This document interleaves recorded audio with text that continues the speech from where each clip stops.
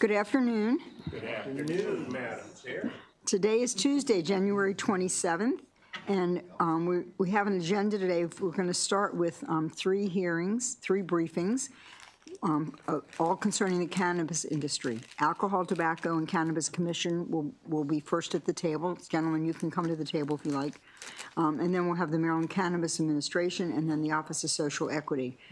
So starting, Alcohol, Tobacco, and Cannabis Commission is Jeff Kelly, Executive Director, Thomas Akris, Chief Strategy Officer and Director of the Legal and Legislative Division, and Andrew Garrison, Director of Finance Administration and Accountability. So thank you for being with us on this snowy day. Thank you very much, Madam Chair. Appreciate that. Mr. Vice Chair, members of the committee, for the record, I'm Jeff Kelly, Executive Director of the Alcohol, Tobacco, and Cannabis Commission. And I remain, I think, one of the luckiest people in state government because I have one of the very best jobs in state government. And it's not wasted on me. So just give you a rundown about the one element that we, one of our elements that we're responsible for, and that is cannabis and the enforcement of the illicit market. In Maryland, we see our THC cannabis market as a three-legged stool. One leg is the Maryland Cannabis Administration. They take care of the legitimate market. They license the dispensaries, the growers, the processors. Then there's the illegal market that we've all kind of believed that always existed previously, and that is the street-level dealing, people on the street corners making sales out of backpacks, wholly avoiding all active or air of legitimacy. And then the third leg of that stool is us. We are the, I'd say almost like a gray market enforcers. It's product that is illegal. It's illegal perhaps because it's based from hemp. It could be based from marijuana, but it's illegal because it has a THC quantity that makes it an illegal product unless you have a license to sell it. And surprisingly or not, there are, I think, thousands of stores because these items are sold in legitimate stores. They're otherwise legitimate. They might be smoke shops. They might be convenience stores. They might be gas stations with a C-store attached to it. But there's any number of those. That's our area, and we're finding it to be quite a bit of work. Good time. And we're doing it happily, I should say. And just very, very quickly, back to when you guys passed the Cannabis Reform Act.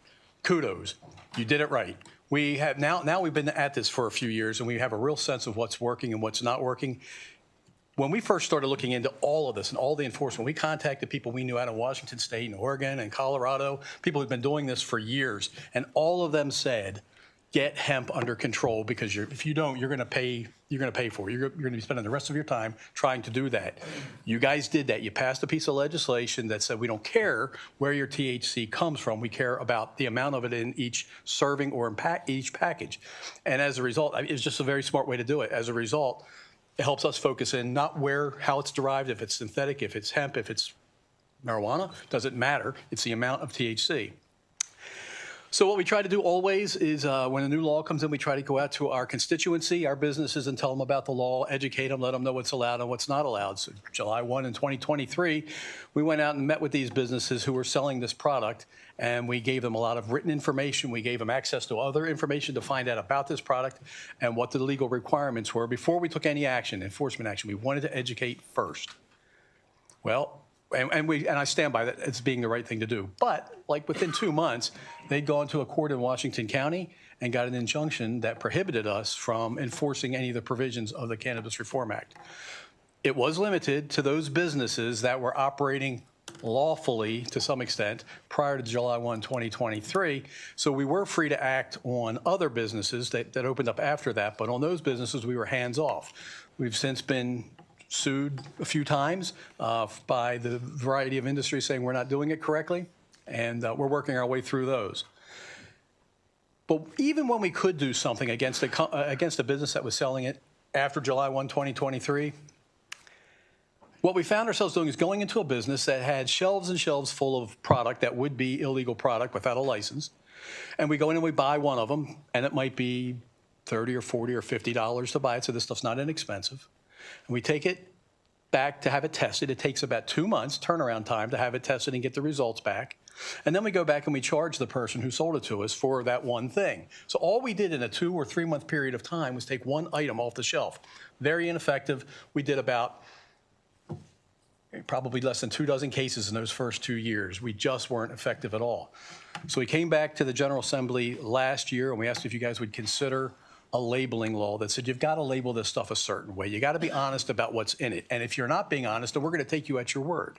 If you tell us there's 600 milligrams when we say you can't have any more than 10 per serving, but you're telling me you got 600, we believe you. So we ask you to consider and pass perhaps a bill that puts certain mandates and requirements on labeling and puts certain mandates and requirements on advertising to our kids. And you did that. And thank you. We're going to talk about that in just a couple of minutes. It was very, very effective. So that's kind of where we are at this point.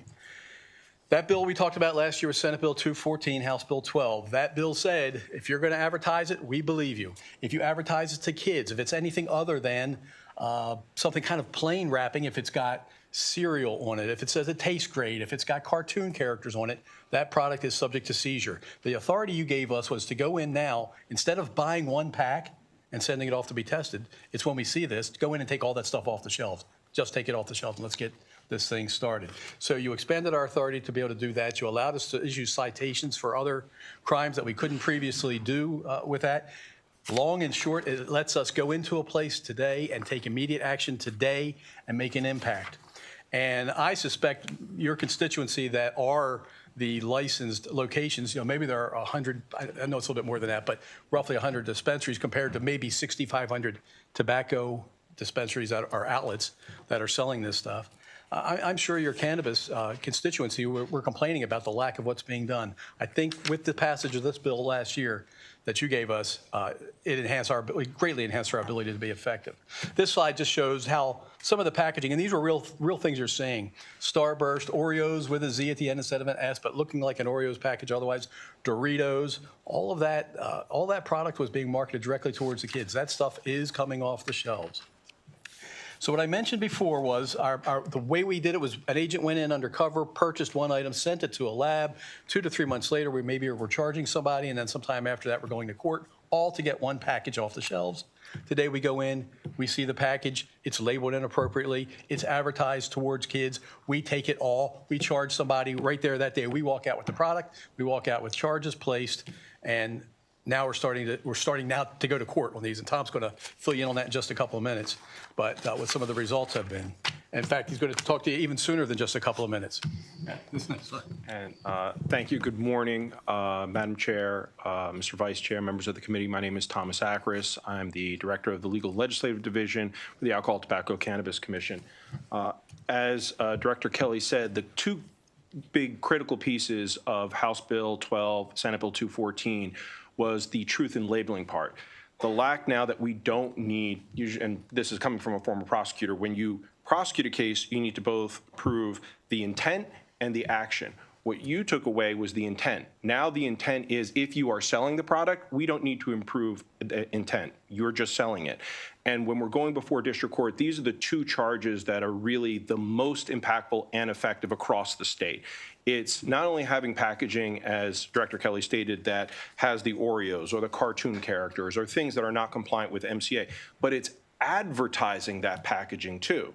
Because when prior to this, when narcotics cases or drug cases came before district court, you would need a chemist to come in. You need lab testimony, and this was a process. Here, there's none of that. If you are advertising a product as out of compliance, that's all that needs to be proven. And you're starting to see this really have an impact in the district courts. So I'll just turn to the next slide to show you some of that impact. So in preparing for the implementation of Senate Bill 214, House Bill 12, we did a lot of state's attorneys outreach. We met at the Maryland State Attorney Association meetings. They have a monthly lunch in fall of this past year, and talked to all of them about this new law and how this would impact their jurisdictions. We actually established points of contact within all the state's attorney's offices so that these cases are coming in and they're being fed to the right folks to prioritize the prosecution of these cases. We have trained now, just recently in Baltimore County and in Baltimore City, we've trained the ASAs on how to try these cases and the elements needed to be proven. And we welcome, in fact, all state's attorneys across the state. We will come to your offices. We will do a virtual training to train the prosecutors on how to effectively prosecute these cases. We've also met with judges.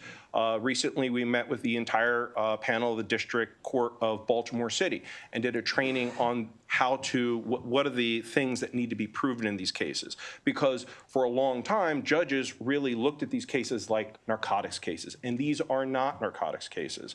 This is going back to 1934, when alcohol was illegal, and now it is a legal substance. So instead of prosecuting something that's illegal, it's prosecuting something that you don't have a license to sell. So that's a very big shift for the district courts and the prosecutors, and we're trying to stay ahead of that. And we've gone over a number of the things that we've been doing. I want to quickly turn over to Jeff Kelly to talk a little bit about cannabis enforcement. I don't try to take too many advantages of my position, but this is the one that I get such a kick out of. I asked Tom to let me just intercede in this. From July 1, 23 to June 30, 2025, I jokingly say we seized tens and tens of dollars worth of cannabis product off the shelves. Since July 1, 2025, we've seized about $2.25 million worth of stuff. If any of you have the opportunity to come up, and so many of you have come up to visit us at our headquarters in Baltimore, I welcome you to do that again. Happy to take you on a tour of a room that was once empty, is now jam-packed full, and we have to start thinking about how we're going to be destroying this product. So thrilled to say we went from a dozen and a half people that were charged, cases that were charged, and really, literally just a couple of $100s worth of product, to $2.25 million and well over 100 people that have been charged now for selling without a license or selling this potentially dangerous product and selling it to whomever they care to. Thanks, Tom. So in total, and this is as of December 31st, 2025, we have about 111 cases pending in the district court around the state. About 17, at the time when we did this, there were about 17 to 20 that have actually gone through the process. We've seen multiple convictions, and what we're trying to do, and we've had this conversation with the state's attorneys, because it's ultimately the state's attorneys that make the recommendation to the judges. What we've said is we would like the property forfeited so that we can destroy it. We would like some kind of condition that the owner of the property don't engage in the sales of this property, because, as Director Kelly said, there are some legitimate products, a lot of legitimate products that some of these stores are selling, save for this product, and a fine. And so if we can have those things, whether that's a STET, which is essentially a long-term postponement, whether it's a PBJ, where if the violator violates the PBJ, it can be brought back before the district court, we would like something over the seller of these products to ensure that they're not going to be selling these products again. And so you can see, we're going to have to turn to the next slide. You'll see the district court cases that are around the state. And you can see from this map, we're all over the place. We're in all 24 jurisdictions, investigating these cases, bring them forward to the district courts, and we're seeing, in all of these cases, there are a couple of bumps that we see with the district court judges where they think it's still a drug case, and we've been trying to work that piece out, making sure that they know that they don't need a chemist for this, making sure that in the order they require that the product be destroyed. And so we've really kind of now, after doing this for maybe about 4, 5, 6 months, actually have a pathway towards success where we're charging appropriately, we're getting in front of the district court judges, and we're getting the adjudications that we're seeking. Now, this is a process that takes between 60 to 90 days. So let's, just to be clear, when you charge and issue a citation, that gets filed with the district court, doesn't get docketed for approximately 60 days. When you're in court for the first time, you may have a postponement because an individual may want an attorney or maybe discovery requests, and we're not really, these cases really aren't adjudicated until maybe about 90 days, maybe sometimes 120 days after they've been charged. And that is the due process that the Maryland General Assembly made sure was a part of the Cannabis Reform Act when they implemented this legislation. Now, the fine it's a misdemeanor offense. It's no jail time. It's a $5,000 fine max. So we're seeing that Depending on what jurisdiction, we've seen fines as high as, I think, close to $5,000, maybe some as much as $100 or $200. It all depends on the judge. The state's attorney may make the recommendation, but at the end of the day, it is the district court judge. Since this isn't a jury trial, it's a district court judge that makes that determination. So we've seen 111 cases in only 6 months. We're sure to double that, if not more, looking at all the cases that we have across the state by the end of the fiscal year. So just to, your constituents, the MCA's constituents and ours as well, have always been asking, what are we doing? We're not doing enough. God bless you. We're not doing enough to support the investments that they've put into their businesses, financial and otherwise. We don't support them as being good operators and being good employees. And we're trying to demonstrate more and more that we can. And Andrew, who many, if not all of you know, it was a nice get for us to be able to have him come work with us. And Andrew helps hold us accountable, and he shows us where we are financially, and he shows us where we are operationally. So Andrew, would you go over the next two? Please. Thank you, Jeff. As you mentioned, I do have the privilege in this capacity of looking at the work that our agency is doing and holding us accountable and looking at some program evaluation metrics. So one of the first things I wanted to look at when coming here, of course, we know how challenging THC enforcement can be. It's obviously maintains a professional interest of mine as well. And it makes a lot of sense that our agency is situated with THC enforcement because of how often these locations can be coterminous, right? So what we're showing here is when our agents go in and do an inspection, a lot of times if it's a tobacco retailer, we might also be looking to make sure that they're in compliance with the OTP. So we are doing a different checklist investigation there. So this is all of our total investigations that we're doing are the red bar.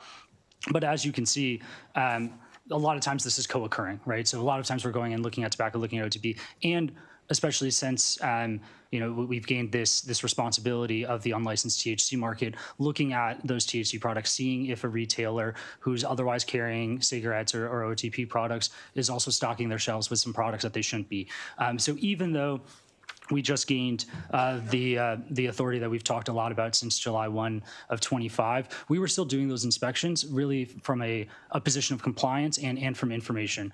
So in calendar 25, the little dotted line we're showing across there, that's the share of inspections when our staff are walking into a business. Were they looking at THC? We were doing that about 70% of the time, even before we really gained that increased enforcement authority. And then if we look from July 1 to now, so just the period where we have that authority, we've actually ticked that up a little bit. It's closer to 75% now. So just about, every 3 out of 4 times we're walking into somewhere, we are looking to make sure that these folks are going to be in compliance. And then on the next slide too, we really break that out for how often we're walking in somewhere and we're not thinking about or looking at THC at all versus how many times are we looking at those THC inspections. And one other thing I do want to highlight is if you were to go on our website and look at where our field enforcement staff are, you'll notice there's a special investigations cannabis, right? I do want to underscore that obviously we aren't just working those folks to the ground. They aren't the only ones doing those, 1,200 inspections across the state. What we've really done is all of the field enforcement agents who do have their regional authority, every time they are going into somewhere that might be having some unlicensed THC products, they're looking at that. So it really is a team-wide effort across the field enforcement division. They make up about half our staff, and they've been putting in a lot of work, and they are really knowledgeable beyond just that special investigations unit there. And then that's on our dashboard. Oh, yeah, we got that coming right up. And so the other piece, we've kind of showed what we've done from a seizure and inspection standpoint. One thing I'm really proud to announce and hope to direct y'all's attention to is we've now put on our website a dashboard about our THC enforcement. So a lot of those same metrics that we showed today are going to be up there, and they're going to be getting updated weekly. That will show you the total estimated value of products seized, both by individual products and by loose flower that were seized, and the count or the weight of those products. And then we've additionally broken that down by county too. So again, to really emphasize that this is a statewide priority and a statewide effort for us, and that's something that you can now see on our website. This is really version 1.0 of this for us as we continue to get a better handle on our data and answer more questions, ask more interesting questions. We want to put those forward because we know what a priority this has been for you all, for the communities as well that are impacted by this or seeing these unlicensed shop poke up. And we are incredibly proud of the work that we've done in the last 6 months. And we want to share that with you guys. And as of today, we are. A few of the pieces that I want to highlight is additionally, our half our staff is sworn law enforcement. They have a background in law enforcement and relationships within local law enforcement. So when we are seeing perhaps a more complex investigation, right, not just a convenience store down the road that has a couple, little gummies here and there, we are looking to partner with them. We've partnered with Baltimore City PD on some investigations to that effect. And then additionally, we're here as a resource for local jurisdictions and other folks as well too. I know full well that not everyone spends as much time thinking about cannabis law and policy as I do. So we're really happy to be that resource. So we've reached out to, or the Baltimore City Council reached out to us. They were exploring some legislation or some proposals on smoke shops, right? They're getting a lot of constituent complaints about smoke shops or vape shops popping up, and how do we at the city draw a distinction and create a difference there? And so we were happy to work with them and provide some information about here's where your authority might lie within zoning for these unlicensed establishments. But we want to make sure that that is not infringing on the zoning protections that have been granted to the licensed cannabis businesses. And how do we draw that, and how do we make sure that they are able to be proactive as well? Because we have 30 staff who are working on this. We're not a big state, but we're kind of an oddly shaped state. And so, we can't be everywhere. We've mentioned, the thousands of licensees that we have. So we really do want to empower the local jurisdictions as well to understand that these products are often unlicensed, illegal, and unsafe, and to do things within their power as well to take those out. If I could just to wrap up a couple of things very quickly. I mentioned that we were under a court-ordered injunction that prohibited us from taking action against anybody from July 1, 2023 and before. The Appellate Court of Maryland, that was appealed, the Appellate Court of Maryland overturned that injunction, and that somewhere, I think it was mid-October or thereabouts, it became ineffective. Shortly after that, there was a very large cannabis operation. This was not a smoke shop. This was a cannabis and cannabis accessory operation in Western Maryland. And right after the appellate court passed that or supported us and struck the injunction, they put up a notice of that from the appellate court in this shop.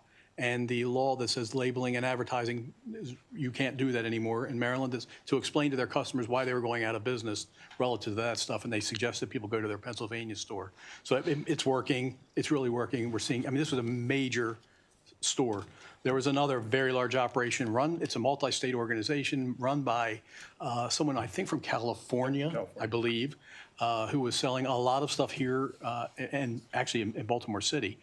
And they've announced that they're shutting down operations as well. And that's not us, is what I'm getting at. It's not us. It's just us carrying out the policy of Maryland. The policy is working, I think.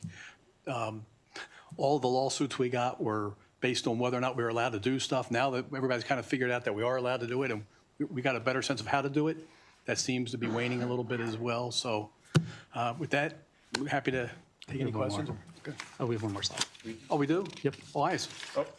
Oh, yeah. Oh, gosh. So this is important. Yep. So the last thing with my former colleagues at the MCA, they're working on, and I'm sure you'll hear more about this later, their Trusted Source campaign is their current public health and safety campaign. We believe that we are sort of the other side of that coin, right? Looking at what are the untrusted sources, right? So as part of their public outreach campaign, a portion of the billboards that they're going to have throughout the state are co-branded with our logo, and to tell folks that, if you're seeing THC products in a gas station or a smoke shop, that product's potentially unsafe, it's definitely unregulated, and you should tell us about it. And so if you can see on the mock billboard there, thctips.maryland.gov is a live active URL. It'll redirect to our website. You all or your constituents can submit a tip there, and it'll go to our enforcement folks, and we'll go check it out, make sure everything's above board. Now, any questions? thank you for your enforcement. I'm looking to see if I have senators with questions. Senator Ellis. Thank you, Madam Chair. Thank you so much for your presentation, gentlemen. I have one question on your chart, ATC inspections and the numbers. This one right here. I think you put it. What'd you tell me again, sir? What was that? Tell me your name again, please. Andrew. Andrew. Yep. Yeah. So, question on that chart. Could you bring it back up? Sure. Yeah. One more. Right there, yeah. Thank you so much. So the monthly total, I guess that's red. Does that include the alcohol, cigarettes, OTP, and THC products? Yeah, so that's every time we walk into one store, but every time we walk into one store, we might be doing both a tobacco and a THC. So that's why it's not cumulative, I suppose. Yeah. So, okay. So you go into one store, you can do do they have stores that sell all these things? Alcohol and There are instances. cannabis and Yeah, so there are instances where we'll look at all four. Our most common combination is THC tobacco and OTP. Is more often than not we're doing those three when we're doing 3 inspections at a time. so OTP is what? Other tobacco products. Okay. Yeah, no, I would struggle with that when I started, because it's such a weird thing. Cigarettes are very narrowly defined. Yes. Well, now we have electronic smoking devices, but other tobacco products is everything else. Everything else fits into that bucket. Vapes. Well, vapes are electronic smoking devices, form of OTP, but it's cigars, it's. I'm sorry, say it again. Vapes, Vaping are the electronic smoking devices. electronic. So you don't have. Chewing Jurisdiction, tobacco. No, they're within the OTP. Oh, that's checkbox. OTP. Say Yes, it is yeah. an OTP, but it's a subcategory of Yeah. them. But then there's cigars and chewing tobacco and snus and a variety of lozenges and anything that might have nicotine or So something. all that is OTB. Yes, sir. OTP. It's one not OTP. OTP, other tobacco products. Okay. And cigarettes is basically what you hold in your hand. Very narrowly defined. It's Like- tobacco rolled up in something other than tobacco. So like paper of some sort or something okay. else. Yeah. OTB. So one store could have alcohol, cigarettes, OTP, but not THC. Well, none of the stores should have THC, Senator. Okay, so THC stands alone. But I don't mean to confuse. No, they couldn't do it legally. But some might. Yes, but we're They might looking do it. for That's it. what we're yes. looking for it because they're doing it illegally. But So you have stores they can't doing do it legally. I mean, some are doing it, selling it. People know you walk in, they're selling everything. That's right. Yep. And so you basically, I tell them they can't sell everything, especially with THC. It's just a THC that we would go after probably. If they're selling alcohol, we check to see that they have an alcohol license. We do a whole inspection on that, which is checking the wholesale invoices to make certain they're getting it from the proper sources. If they're selling tobacco products, same thing. We make sure that they're licensed and that they're getting their stock from licensed wholesalers. THC, there is no legal mechanism for them to get it into that store unless they're a dispensary. And if they're a dispensary, they're not selling all that other stuff anyway because they can't legally. But you have people who are doing it anyway. Absolutely. What number do you think during this time period, January 25, December last year, did you shut down because they weren't authorized to sell? So we don't shut anybody down because we THC. don't have the authority to do that. We can simply seize the product and file charges if appropriate. So how many Yeah. seizures you've had? We have, It's going to, well, I'm going to say it's going to be somewhere in that little over 100 Yeah. cases because that's how many we've charged in just about every case, if not all of them. Okay. Yeah, okay, great. Thank you for trying to clear It's that up. it can be confusing, I know. No problem. Sorry. So there are approximately about 1,200 inspections that we've done kind of across the board, for when we're talking about THC inspections. And giving you the real world example, if you walk into Tom's Liquor Store, and Tom's Liquor Store has a retail alcoholic beverage license and a retail cigarette license.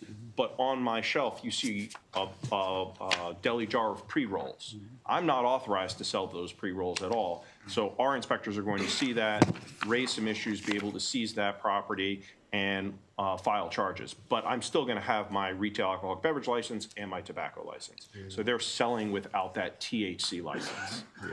One last question. Can I ask one more question? Madam Chair? So on your billboard chart, Yeah. it seems like your billboards are located in certain areas. Why aren't they all over the state? Because everybody's, smoking the stuff, Senator, I gummy think stuff like that. that'd be an excellent question for our colleagues that are up next. We were fortunate enough to piggyback off of their ad buy for this. Okay, all right, thank you. Thank you, Senator Reedy. Madam Chair, just a quick question. Going back to the beginning here with this Washington County Court injunction, that's working its way through the legal process, correct? The injunction is pretty much over for the time being. The appellate court has determined that it was inappropriately issued and ordered that it be withdrawn. The lawsuit that lies underneath that, because there is one of those two, still is working through the process. But so are you enforcing now on all those businesses? Yes, sir. As of October 19th or so, I think it was, right around then, that we were no longer handcuffed as to which business. We didn't have to separate depending on place of start for business. And is the lawsuit, what is the lawsuit, what impact, if the plaintiffs win their lawsuit, would that have on our law and the enforcement? And I'll say what I've learned, and I'm not an attorney, but what I've learned as a person on this end of the receiving end of these lawsuits is almost anything the judge decides to do is what they can do. Now, I don't mean to be flip about it. I'm pretty amazed at times what some of the remedies are. But it could be that they would determine that those who are selling hemp only, under the Farm Bill, which was a national bill, were allowed to be selling this product before, and we think they should continue to allow that to happen. I think that could be an outcome. I don't know that it would be, but I think it could be. That's probably the plaintiff's desire, I would assume. I think it is, or to create a license structure for the hemp industry as well. Yeah. I actually kind of wanted to do that myself, but I know that I sort of lost that battle. But I was just curious if the injunction had been lifted, and so It has, without restriction, we can enforce equally to all businesses that are selling THC products inappropriately. and if the lawsuit prevails in some fashion, we might be asked or told we need to create a licensing structure. Could very well be. Okay, thank you.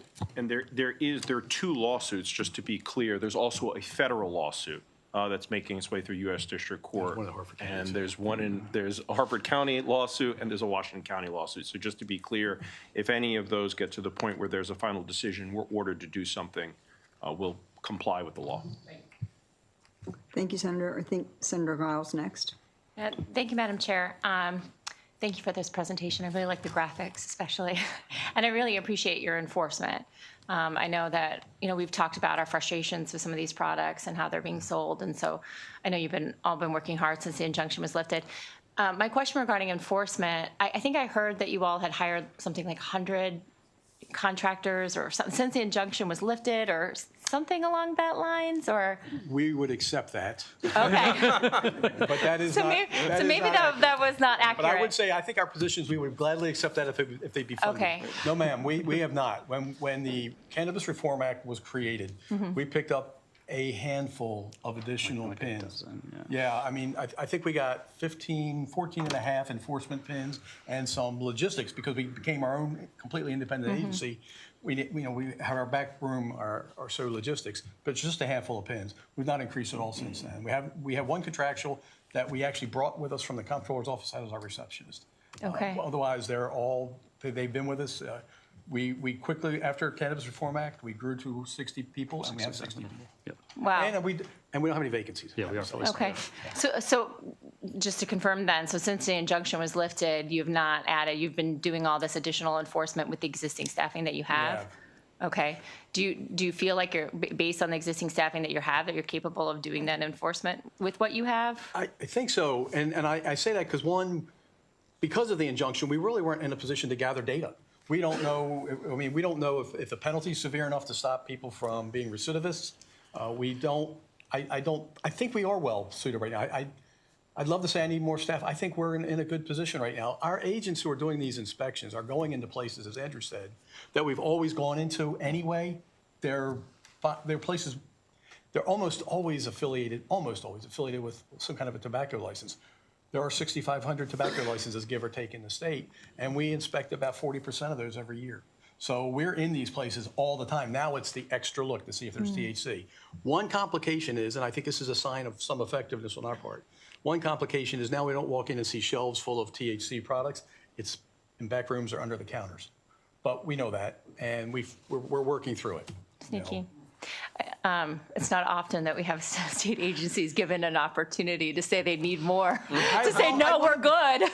So But if I appreciate that. If I could take that as, if I could use that to build some credibility just for our agency. Yeah. If we really need it, I promise you I'd ask. Yeah. I just can't tell you that we do right now because I feel like we're really hitting it. We're into these Yeah. places. We've had a couple of years to identify where this stuff was, and now that we have the broader power to seize product just because of how it's labeled and advertised, I feel like we're being effective. And I would say this: many of the constituents in the industry that you have, we hear from quite a bit as well, and the tone is changing because they're seeing the results of what we're doing. You know, we're trying to we meet with them regularly in their group meetings.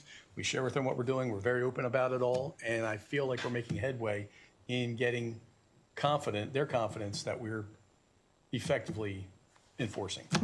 Well, Mr. Kelly, I can tell you're running a tight ship, and we appreciate it. Thank you. But remember that, yeah. Thank you. I'll Thank you, remember to Madam ask if we need it. I'll remember to ask. So thank you. Thank you, Senator Howell. Senator Washington? Thank you, Madam Chair, and I utter the same respect for you all and the work that you all are doing. It's really making an impact, as local as, in my district where there was someone literally selling marijuana and showing it to customers and saying, would you like to buy some? And out and about while people were in the store. And you guys went in there, and you guys, for some reason, they were shut down literally a week or two after it was reported. And so I want to just thank you for your diligence and the work that you all are doing. I wanted to ask about this map here, and if you can, it's the Cannabis District Court cases.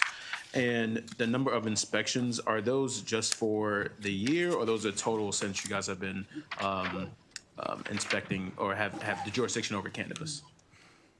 Well, this slide in particular, right now, this is what you're looking at is fiscal year 26 data. Okay, July got it. 1. From July 1 to now. currently. Got it. Okay, perfect. The number of inspections. Correct. Okay, Yes. perfect. Okay. And can you break this down by county of number of, I know you got the pins in there, but obviously sometimes it's hard to see those pins that are in there and how many are in which counties?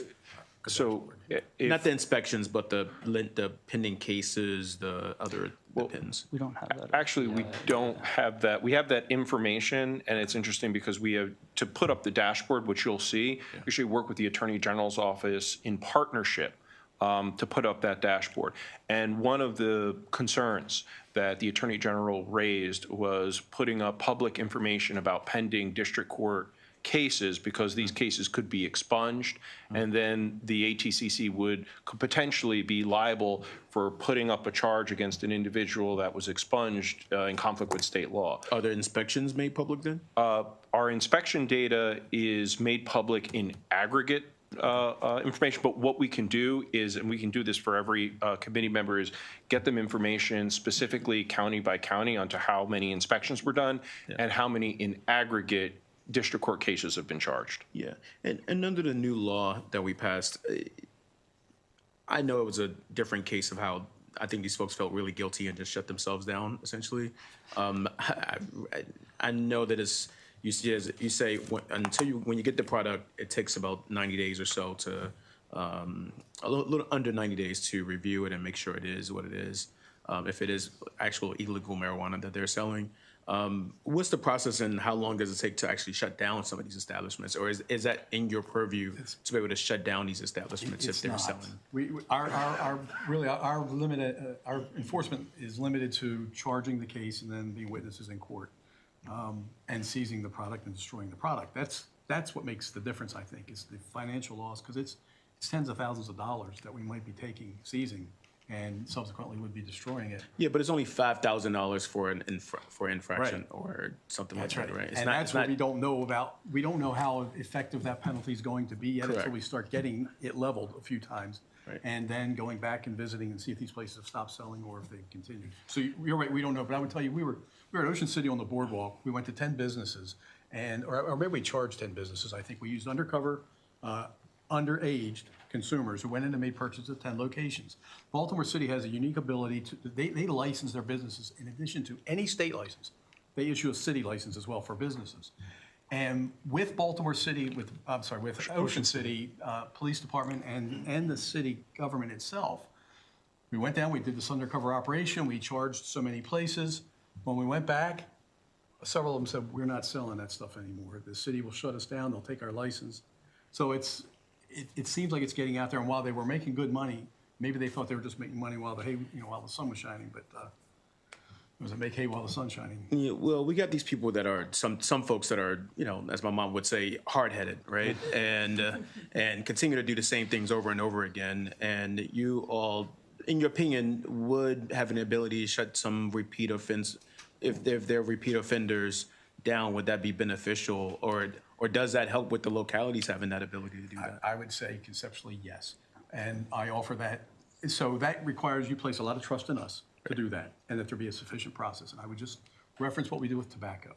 When there are certain tobacco violations, not all of them across the board, but certain ones like selling to underage consumers, we have a process that's been approved by the Attorney General's office that essentially says, if you've been convicted one time somehow, whether it's in court or whether it's as a result of a local ordinance that you violated, and you've been convicted once of selling to a minor, if you sell to a minor again, if your business does again, within a year, a second time, that case gets referred to us. Tom actually prosecutes the case. And if there's a term, finding a fact that you did violate this again, we can warn you, we can suspend you, we can revoke you. So we do have options, and it's very effective. And that is it's an operation against the license itself being used inappropriately, not an individual. It's against that license that we can pull back. And we do, most often it ends up being a suspension, and we re-inspect during the suspension period, but it's pretty effective. And I think it could help. I think it could. What do you think? I think This is how we do so. We bounce this stuff around to make sure that we don't see any loopholes, and Tom's an attorney for us. No, I think creating some kind of administrative process, that can target the license itself would be helpful, because it's the license that allows you to sell any kinds of products in the first place. Right. Without a license, you can't sell shoes or potato chips or pasta or any kind of product. So that's really the key here. Yeah, and we're not concerned about the pasta, though. Right. Thank you very much. Thank you, Senator. Senator Mounts. Thank you, Madam Chair. I just want to follow up and salute you for the job that you're doing out in our districts. But I had a question, because I spoke with some local law enforcement, and they were talking about the quantities of illicit cannabis that they've confiscated since cannabis was legalized. Is that information going to you, or is that separate? No, Senator, I don't think it is coming to us. I would wonder, are they seizing cannabis, like street-level cannabis sales, or are they seizing it out of convenience stores? Because the street-level stuff, we don't really get anything on. We don't get anything on the stores either, but local law enforcement tends to call us when they have something going on in the stores. One, because it's a little bit complex and we understand it. So would you be the correct entity to if there was an entity to keep track of that? Would that be the commission, or would that be? I think if we're talking about from the stores, the businesses, actually, I'd love to have that information. No, I don't think it's stores. This is The street level? level. It probably wouldn't be us, because we're just not equipped to do anything with that. Except to be a repository, we're not equipped to act on it. Yeah. We don't have any authority for that. The comment that I received was that they had confiscated in I think it was the first quarter of this year, they had confiscated more illicit cannabis than they had in the past 3 years in total, which was a pretty big number. Yeah. And then the other one last question was when you're going in and you're doing a buy, and you've got something that's illegal, how long does it usually take before it's off the shelves of whatever store that you've identified? Today, an hour, maybe. We take it all. Because of the law that passed last year that prohibits the inappropriate labeling, or actually, if you don't live up to the labeling standards, and the advertising for sale to minors, because of that, we can seize everything in mass. We don't have to test. We don't have to test it. Right. For the advertising, we don't even have to test it at all. So we can seize it and charge that day and walk out an hour later with boxes full of stuff. Yeah, I thought that's what I'd heard. I just wanted to make sure. Yes, sir. Thanks. Thank you, Senator. So I had an interesting case this year where I had a neighbor growing 40 cannabis plants in their yard. When you have 40 cannabis plants, it kind of smells up the whole neighborhood. I never knew that the plants themselves smell. And you were very helpful, but one of the things we talked about was training our local law enforcement. So have they been cooperative, or the local law enforcement officers working with you, or? To some extent, they are, again, because it's also just like alcohol. And in my previous life, I retired from Anne Arundel County Police Department, and I knew you had to be 21 to drink, and bars had to be closed at 2. Turns out there's 4 volumes of law written about alcohol. I had no idea of any of that. It's the same kind of thing with this cannabis stuff. I think current law enforcement, for the most part, looks at it is it cannabis or is it not? And we look at it, is it cannabis, and if so, how much of it is, because that's what determines whether it's regulated. Long and short is, not specifically have we trained any law enforcement on that. We remain open to always doing that. But as Tom mentioned, in our outreach to like state's attorney's offices, we met with the police chiefs of almost every major police operation across the state as well, the major law enforcement agencies, to train them and to offer more in-depth, detailed training. We do provide training, as an example, in Warwick Community College has a law enforcement officer academy. And we go down there every year and we train on that. We've always trained about alcohol and tobacco violations, and now we train also about the cannabis. So there are some chances, some opportunities for us to do that in mass, but it isn't as much as it would be nice for all of us to be able to do. Thank you for all that you do with enforcement. And I think the packaging thing is so important because of our young people. And we know that it's not good for young people to be using cannabis really until 25. Right. But I appreciate the work you're doing with our young people. We're happy to do it. Well, I don't see any other questions right now, so thank you for your presentation. Thank you very much. We appreciate it. Thank you, Madam Chair. Thank you. So next we have the Director of the Maryland Cannabis Administration, Tabitha Robinson.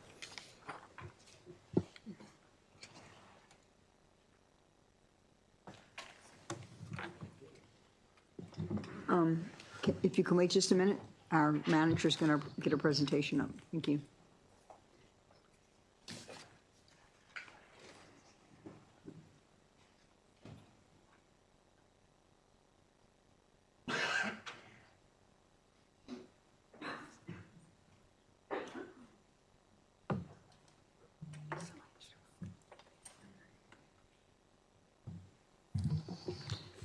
Thank you, Ms. Robinson. You can begin.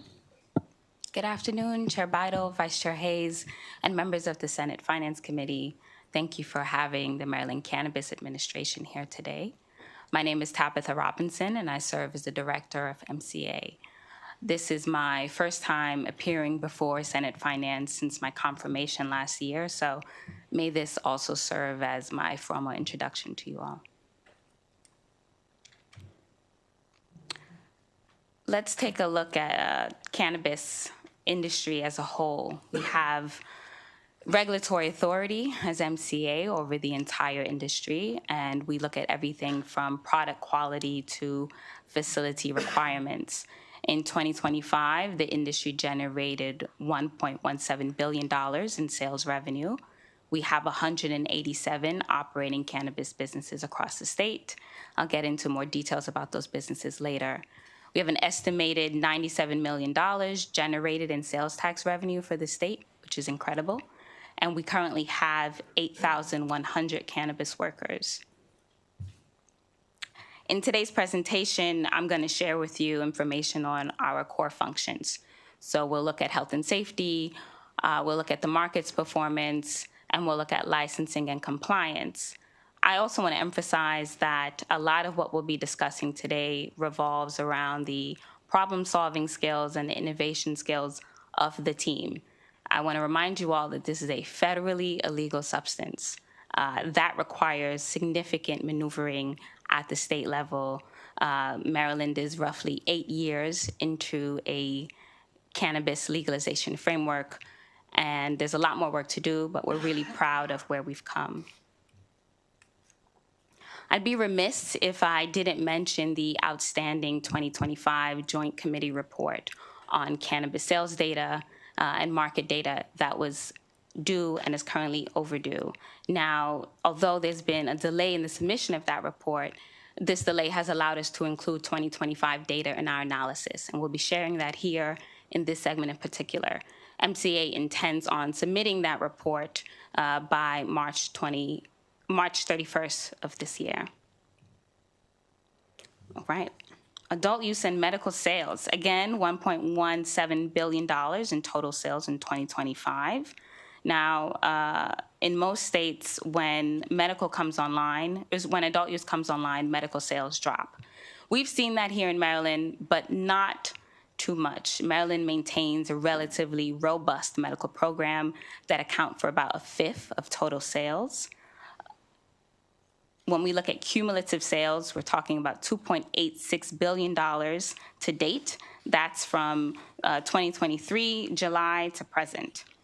We'll dive more into the medical program later, but overall, what we're seeing is tremendous potential, both on the adult use side as well as the medical side, to grow this program. I want to take a second to assess where the market is in its maturation cycle. Now, this question matters a lot because it has implications for the policies and legislation that we put in place to stimulate growth. Maryland's market, we say, is maturing, but it's not yet matured. There are two ways that we can discuss this today, and one of the things that we look at is actually product type. If you look on these bubble charts here, you'll see that the red bubbles refer to flower, the yellow to concentrates, so those are going to be your oils, shatter, vapes, and the black bubbles refer to edibles. Both in 2024 and 2025, the red bubbles, which is flower, dominate this market. In mature markets, you see the processed goods, those are the value-added products, tend to dominate. So if this market were maturing or matured, we would see the black bubbles increasing in size over time, as well as the yellow bubbles increasing in size. We do not see that. Now, that's good.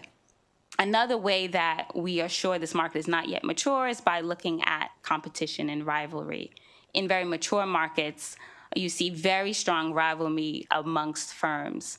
Whereas here, we're still seeing dispensaries open in the same neighborhood and still being economically vibrant despite close proximity to one another. Now, this will change over time as the market matures. But again, the point here is that it is not yet a mature market and there is tons of room for growth. This is, again, a good thing. We also assess how this market is performing based on the state of licensed canopy. So how much is being produced? And how does the production of cannabis actually relate to demand? In the graph on the left, you'll see a dark blue line trending up. That is essentially the upper limit. That is the maximum potential of what could be grown. The light blue line in the middle looks at indoor cannabis, and the green line looks at outdoor cannabis. Both of these lines are below the maximum. This tells us that our growers are cultivating cannabis not based on regulatory limits, but actually based on market demand. And in fact, the line graphs on the right confirm this. We've looked at the ratio of supply to demand over time. And as you can see, that ratio is declining. Now, the fact that it's declining shows that supply and demand are getting closer and closer together. This means that over time, our operators are becoming more efficient, the market is becoming more stable, and they are heading in the exact direction that we want them to. One of the most important things that a regulator can do in a highly regulated industry like this one is provide predictability. We strive to let our licensees know via regulations, via guidance, exactly what we expect from them.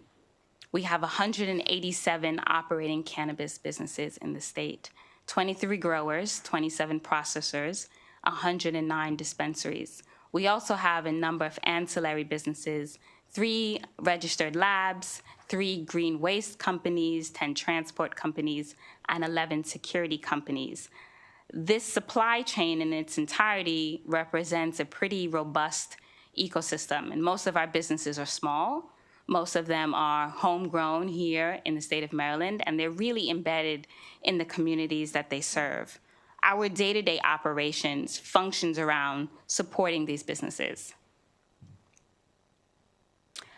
In 2023, you all authorized the Cannabis Reform Act, and that allowed MCA to issue a licensing round.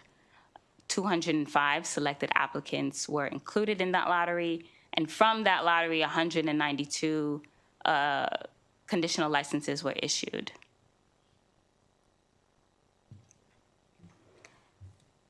Now, in order to support the 187 operating businesses as well as the 192 conditional licensees, we have to remain relevant to our industry stakeholders. We have to really understand where they are in their processes and remain responsive to their needs. We make concerted and intentional efforts to support them and engage with them through various methods. We have webinars, trainings, listening sessions. Each licensee, as well as each applicant, has a direct point of contact with the agency that essentially functions as their entry into any questions and clarity that they may need. Last year, we held 680 facility visits across the industry. Now, that includes compliance checks, announced as well as unannounced. That also includes tour visits. We are ensuring safety, we're ensuring security in this industry so that not only do businesses get open, but they stay open, right? That they don't fall into regular pitfalls that we've seen businesses fall into in other states. A lot of the work that we're able to do relies on these collaborations with some of our partners here, which I'll get into more detail later. But overall, I would say that our main role in terms of industry touch points is listening and clarifying, understanding what the pain points are and where further clarification can be provided. And we do so through guidance, through regulations. Last year alone, we issued 12 volumes of guidance on numerous topics, including transfer of ownership, co-location, advertising, et cetera.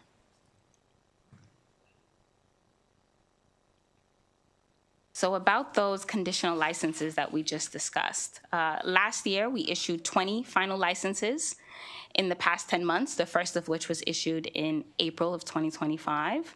And what we've seen is that the dispensaries tend to come online first. They're the quickest to open in large part because they have a lower barrier to entry. There's less infrastructure that needs to go into building their operations.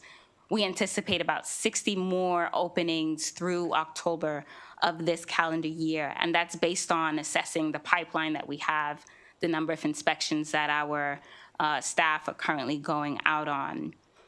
We also assess opportunities for these conditional licensees around raising capital, securing property, and gaining that zoning authorization that they need from their local zoning authorities. Now, this work in particular requires us to partner with our partners across the state. We work very closely with the Office of Social Equity, who I know you'll be hearing from later today, and work with them on the great direct services that they support licensees with. We also work with Department of Commerce as they implement the Cannabis Business Assistance Fund. We have also met with numerous local zoning authorities who, for many of them, are thinking about cannabis for the first time ever. And so we've been able to clarify and answer some questions that they have. The last section I'll touch on today is health and safety. Now, a lot of what people tend to focus on when they ask about how's cannabis doing in the state, they tend to focus on the quantitative. And that matters, right? Sales data, market data, total number of licenses and so forth, those things matter. But I also want to highlight a lot of the qualitative work that goes on within the agency, specifically focused on health and safety. I think you all will see a great deal of innovation at this level as well. MCA provides reliable health and education data to customers and to the broader public. We have materials at the point of sale. So if you go into the dispensary, there are some MCA-issued materials that you can receive. If you also look around the dispensary, we have required postings directly from MCA that explain various things around cannabis consumption to our consumers. We have a number of public health campaigns that are ongoing and have been going for the past year. Our responsible use campaign really focused on how to use cannabis responsibly. So it discussed things like smoke-free public spaces, how to securely store your cannabis so that it doesn't intentionally or unintentionally get into the hands of a minor. We have a trusted source campaign, which is ongoing. And thank you to ATCC who previewed that work.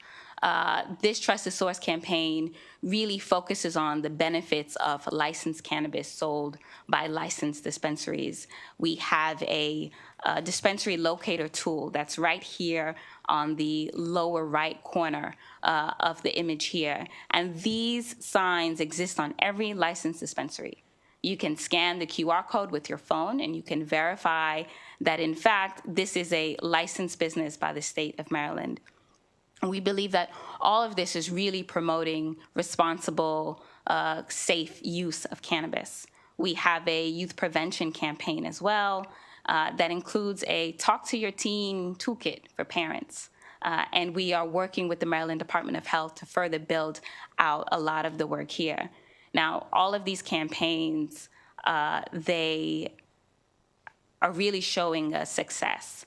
When we survey the public and when we survey consumers, we have seen a 20% increase in Marylanders that say they will now purchase product from a licensed dispensary, whereas before they might have gone to an unlicensed dispensary. So for us, this is a big win, and we'll continue to do this work. We also have a number of partners that we work with. As I mentioned, the Maryland Department of Health. We work with their Tobacco Control and Prevention Center. We work with the local health departments. There are 24 across the state, and they do on-the-ground work amongst their constituents. We provide them with toolkits, with materials for distribution. We work with ATCC. Again, I'm grateful for them featuring our thctips.maryland.gov. We work with the Maryland Poison Center, largely on data sharing. When there have been incidents of poisoning related to cannabis, we've worked with them to figure out the source of that cannabis, whether it's an illegal source or a legal source, and follow up there. We also work with the Maryland Hospital Administration, mostly on collecting data, especially ER visits. Oh, this is a big one. We have the first accredited cannabis reference lab in the nation. And I can't emphasize how significant this is. Our reference lab received accreditation in 2025, and this lab allows us to stay ahead of the curve. So within the state of Maryland, there are 3, and a 4th coming online very soon, independent cannabis laboratories. These are the labs that receive product from our processors, and they test it, right? They test for THC potency, so that the potency that's listed on the product is in fact what is in the product. They also test for purity to make sure that there are no heavy metals, no contaminants, no residue from solvents, and so forth. Our reference lab checks those labs, right? It's an additional check on the market, which no other state has. Last year, we completed 41 inspections and investigations, and those labs altogether processed close to 63,000 samples of cannabis products. We are constantly hearing from other states, how do we recreate what you do? How do we form our own reference lab? This lab also partners with ATCC, and we've done some of that product testing that they talked about initially. We have a number of research collaborations, both in the state and out of the state. But again, we're only able to do this because we have our own lab that can handle this type of innovation. The medical cannabis program. So as I mentioned, many states, once adult use comes online, they intentionally divest from the medical program. And this is one of the things Maryland has done really well. It's maintained a medical program, and our medical sales are still roughly about 20% of the overall market, which again is relatively strong. We at MCA believe that this medical program has so much more potential, and we really strive to build it out. We completed our 4th annual medical cannabis patient survey last year. This is the longest running survey of its kind and the only of its kind in its nation. It's been going on for about 4 years now. We have 13,000 patients surveyed, which represent roughly 10% of the patient population. We also have surveyed providers to better understand their experiences in the medical cannabis program. The providers are really a huge partner in this healthcare chain, from patient getting their need to MCA filling their need. And so we worked with providers to try to understand pain points there. Now, these two surveys together are really helping us to remain relevant and to gather information as it exists. We held medical cannabis patient and provider roundtables last year. We had several in person as well as virtual, and those were held across the state. We have a dedicated patient services team and call center that receives calls every day from patients and caregivers, about 65 calls per day and 15,000 calls in 2025. Now, why are we so invested in our patients? We see patients as really a reliable audience. They have worked with their providers and they are purchasing cannabis from a healthcare need. And we see our role at MCA as how can we understand those needs and therefore how can we make them accessible. For example, we recently adopted regulations last year that give us the authority to incentivize the production of products that may not command the same volume on the market that another product will, but serve a particular medical need. And so we need it, but perhaps our producers aren't so keen to produce it without that incentive. So we're looking at that. We're also looking at ways to better partner with providers because, again, they are the ones who have identified the healthcare need, and they are essentially the bridge here from patients to cannabis. Our workforce development program is another nation's first. MCA built the nation's first in-house cannabis workforce development program that is designed and administered by a cannabis agency. This is another huge point of innovation here. We've spoken a lot about the consumers, both on the medical side and the adult use side. We've spoken about the operators in this space, but this is really an opportunity to think about the workers in this space, and they are in many ways the backbone of this industry. And so this program builds out that funnel. Last year, we held 16 courses across the state, virtual as well as in person. Participants range from 21 to 76 years of age, with the average age being 41. Many of the participants in this program are on their second career, and this program has actually been an example of the ways in which MCA can deliberately support the state's equity mission. Folks with prior cannabis convictions were able to receive priority for seats in this program. We have held trainings across 7 counties, and we're growing out our curriculum. One of the things I'm most excited to share is that we are seeking accreditation from ANSI, it's National Accreditation Board, which will provide MCA workforce development participants with official certification. The stamp that says they participated in this, they have that certification, and it's nationally recognized. All right, lastly, I'll close with this, just a look ahead at some of our priorities for 2026. Obviously, we want to operationalize our conditional licensees. We see the significant investment the state has made in those licensees, as well as the tremendous potential that it means for growing this market. We'll continue to educate the public on the benefits of cannabis, especially medical needs, as we really drive into the potential that exists with serving patients and giving them access to healthcare. We have an incubator that we've been working on. Last year, Governor Moore directed the Maryland Cannabis Administration, the Department of General Services, and the Maryland Economic Development Corporation to identify a site for the incubator. We issued a solicitation at the end of last year, and we are currently touring contenders. So we hope to have that up and running soon. That will also be a state-run initiative. And last but not least, federal rescheduling. At the end of last year, President Trump directed the Attorney General's office to continue the process of rescheduling cannabis. Now, this will be monumentous for the industry across the country. We're not quite sure what it will look like, when it will happen, how broad the scope will be, but MCA remains in conversation with our stakeholders in Washington, D.C., and our goal remains for Maryland's cannabis industry to be at the top of the nation here. Happy to take any questions. Thank you. I'll start with Senator Gile. Madam Chair, thank you so much for being here. We appreciate the presentation. The incubator, are you able to share those contenders, that information? I know Anne Arundel County had expressed some interest in it, the Crownsville campus. Are you able to share any of the contenders?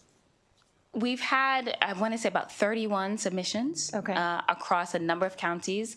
We've toured 4 thus far. We've looked at Frederick County, Cecil County.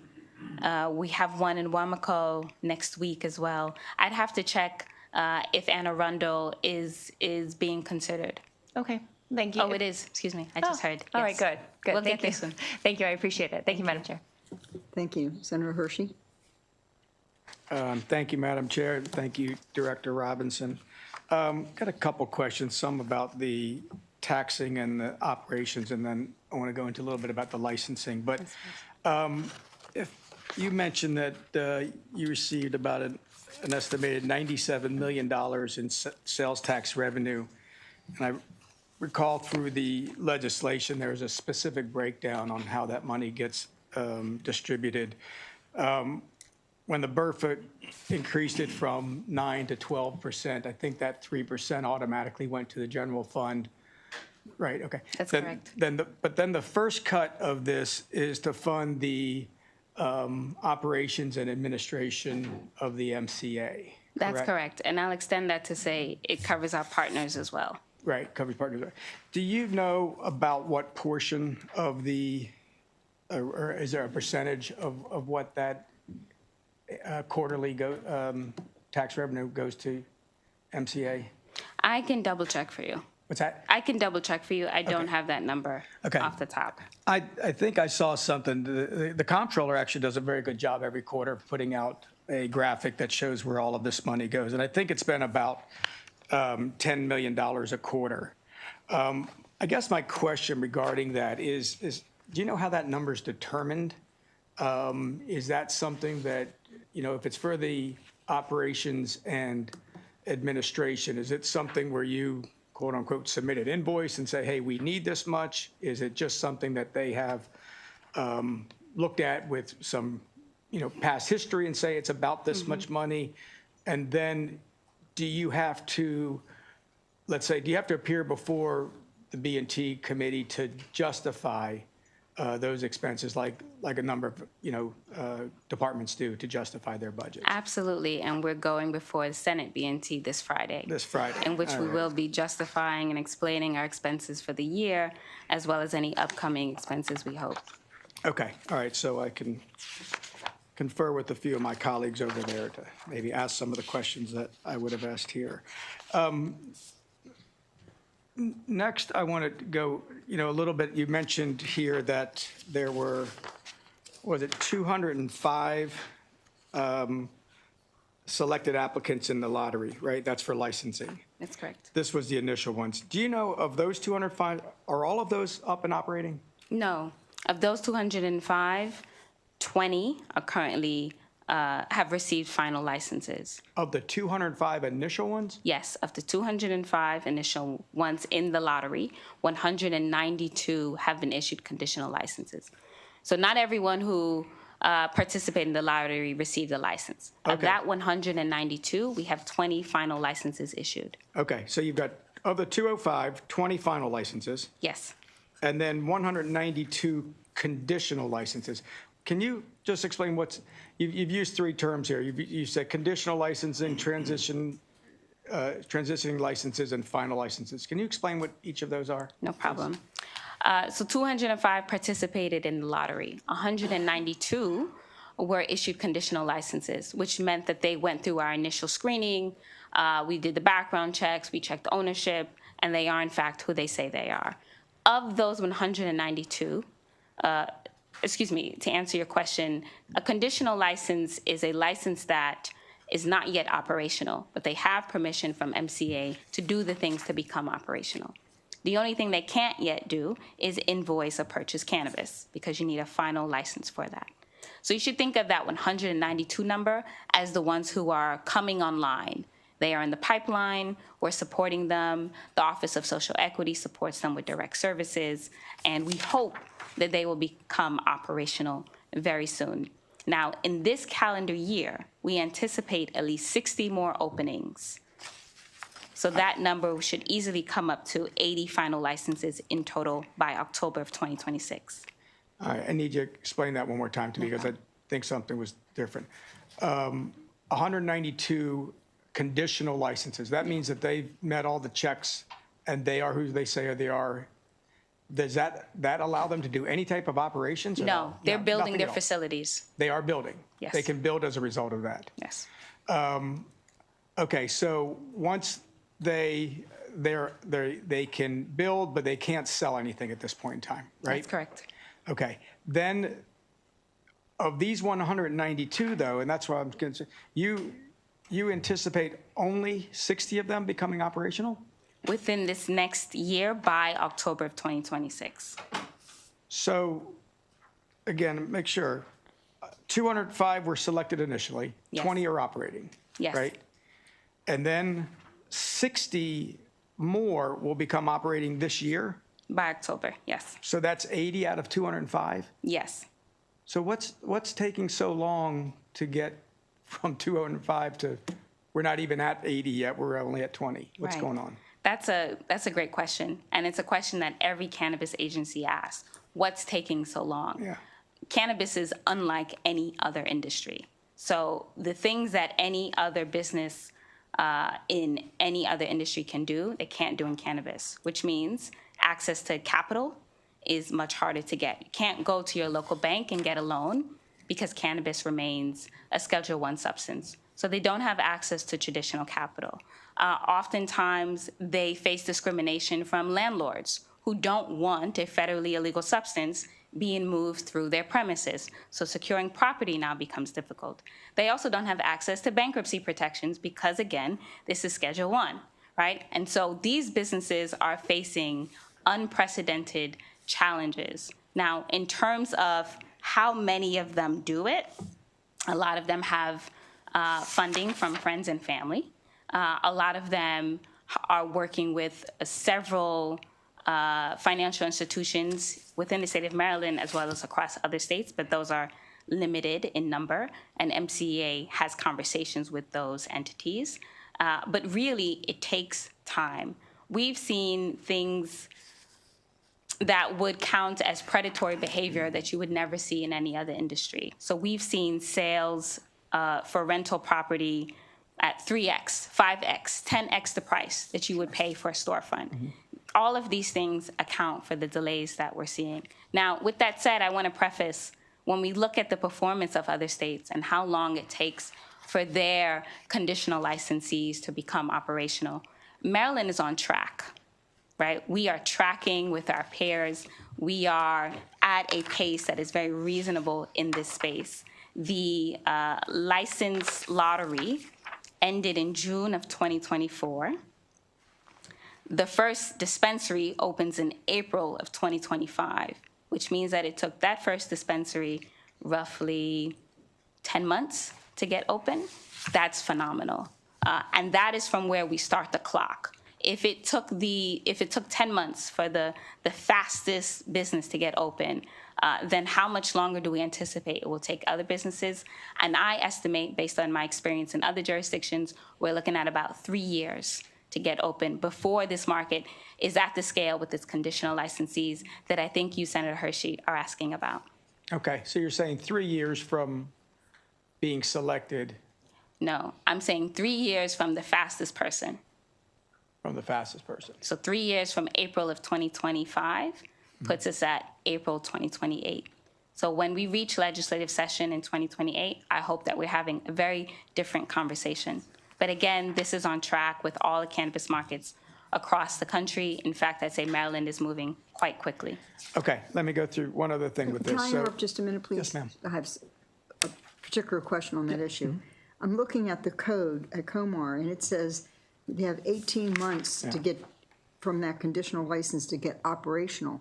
So I don't think that is 2028. I think we'll be out of time long So- before then. That's correct. Thank you so much, Chair Bidle, for illuminating that point. We recently extended in our latest proposed regulations that timeline from 18 months to 24 months.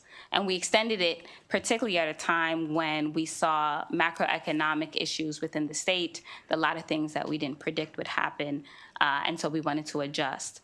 Now, we extended it via regulations, but ultimately we will need an extension at the legislative level to account for that time. Oh, that's good. I saw that as well, too. Okay, just so if I go back again to kind of breaking this down, of the 122 that are coming online, you say have conditional licenses.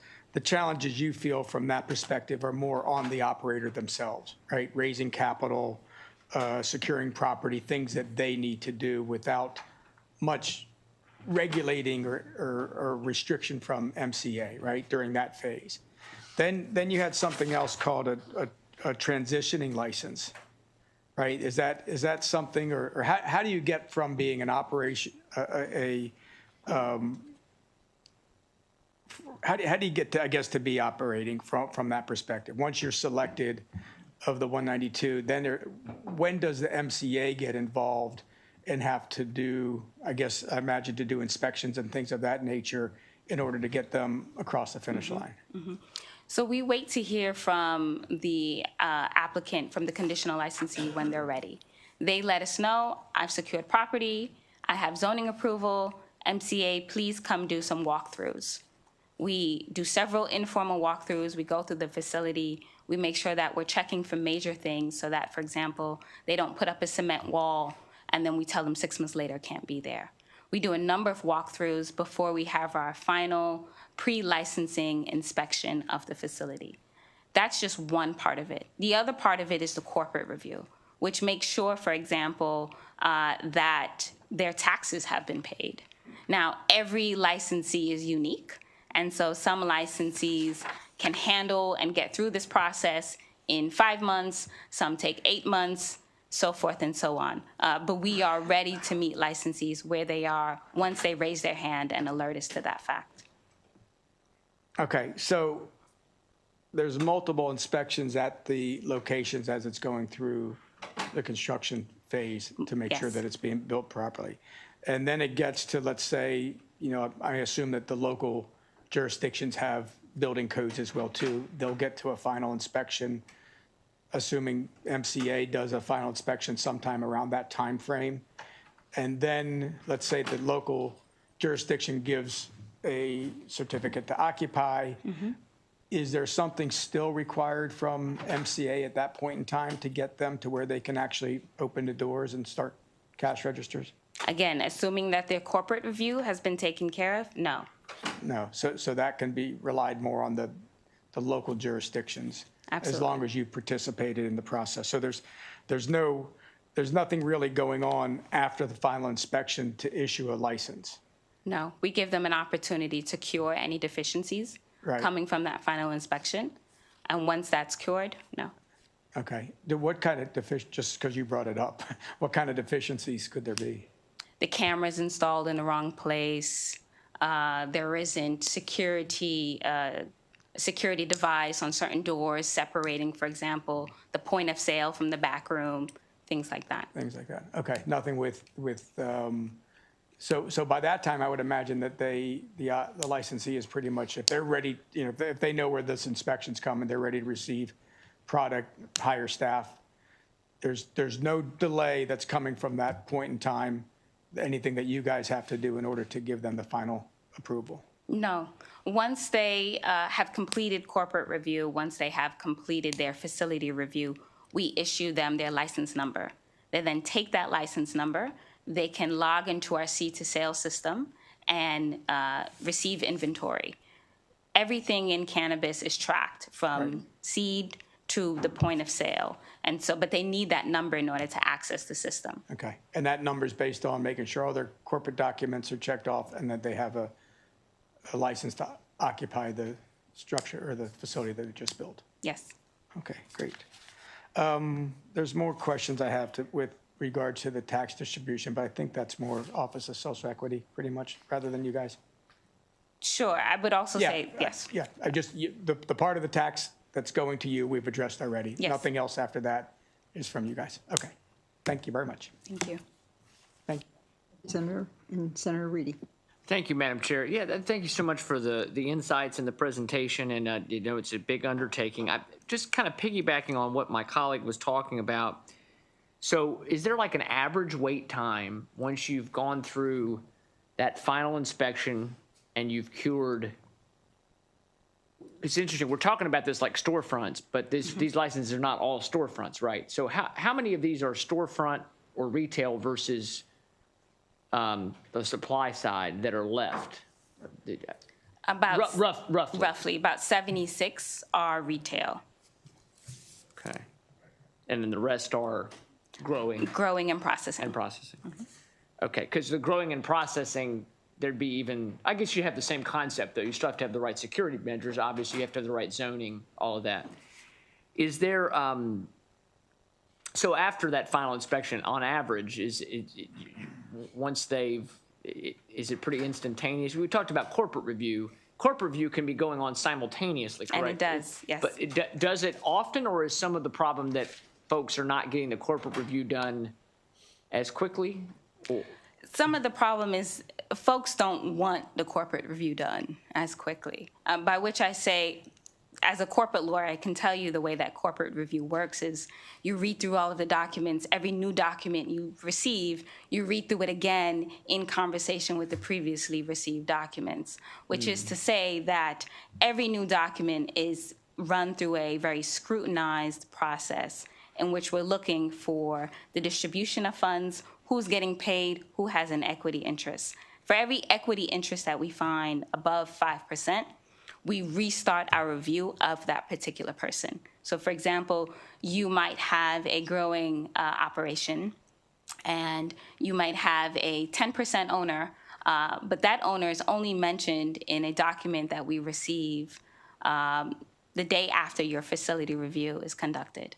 So we do the facility review, we say this looks good to go, you actually have no deficiencies to cure, but wait a second, we find out about this 10% owner, who is the senator? Please send us his information. We need to make sure that he is not related with any illegal activity. We need to make sure that he is who he say he is, that he doesn't owe any back taxes to the federal government or to the state of Maryland. Do you think and all of that is things we should check, so my question is not to say that we should get rid of that requirement. However, do you think we have overly regulated the financial side of this industry? We want a health and safety, quality of the product, tracking the product, all that stuff. I don't think anybody would disagree with.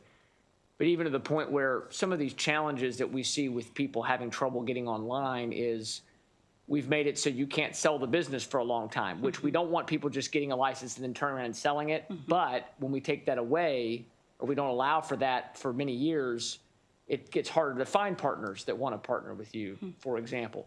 Do you think that's something that we ought to be looking at to try to speed this timeline up? Because it's, we went to a lot of trouble, and boy, did this committee spend a lot of time on this issue.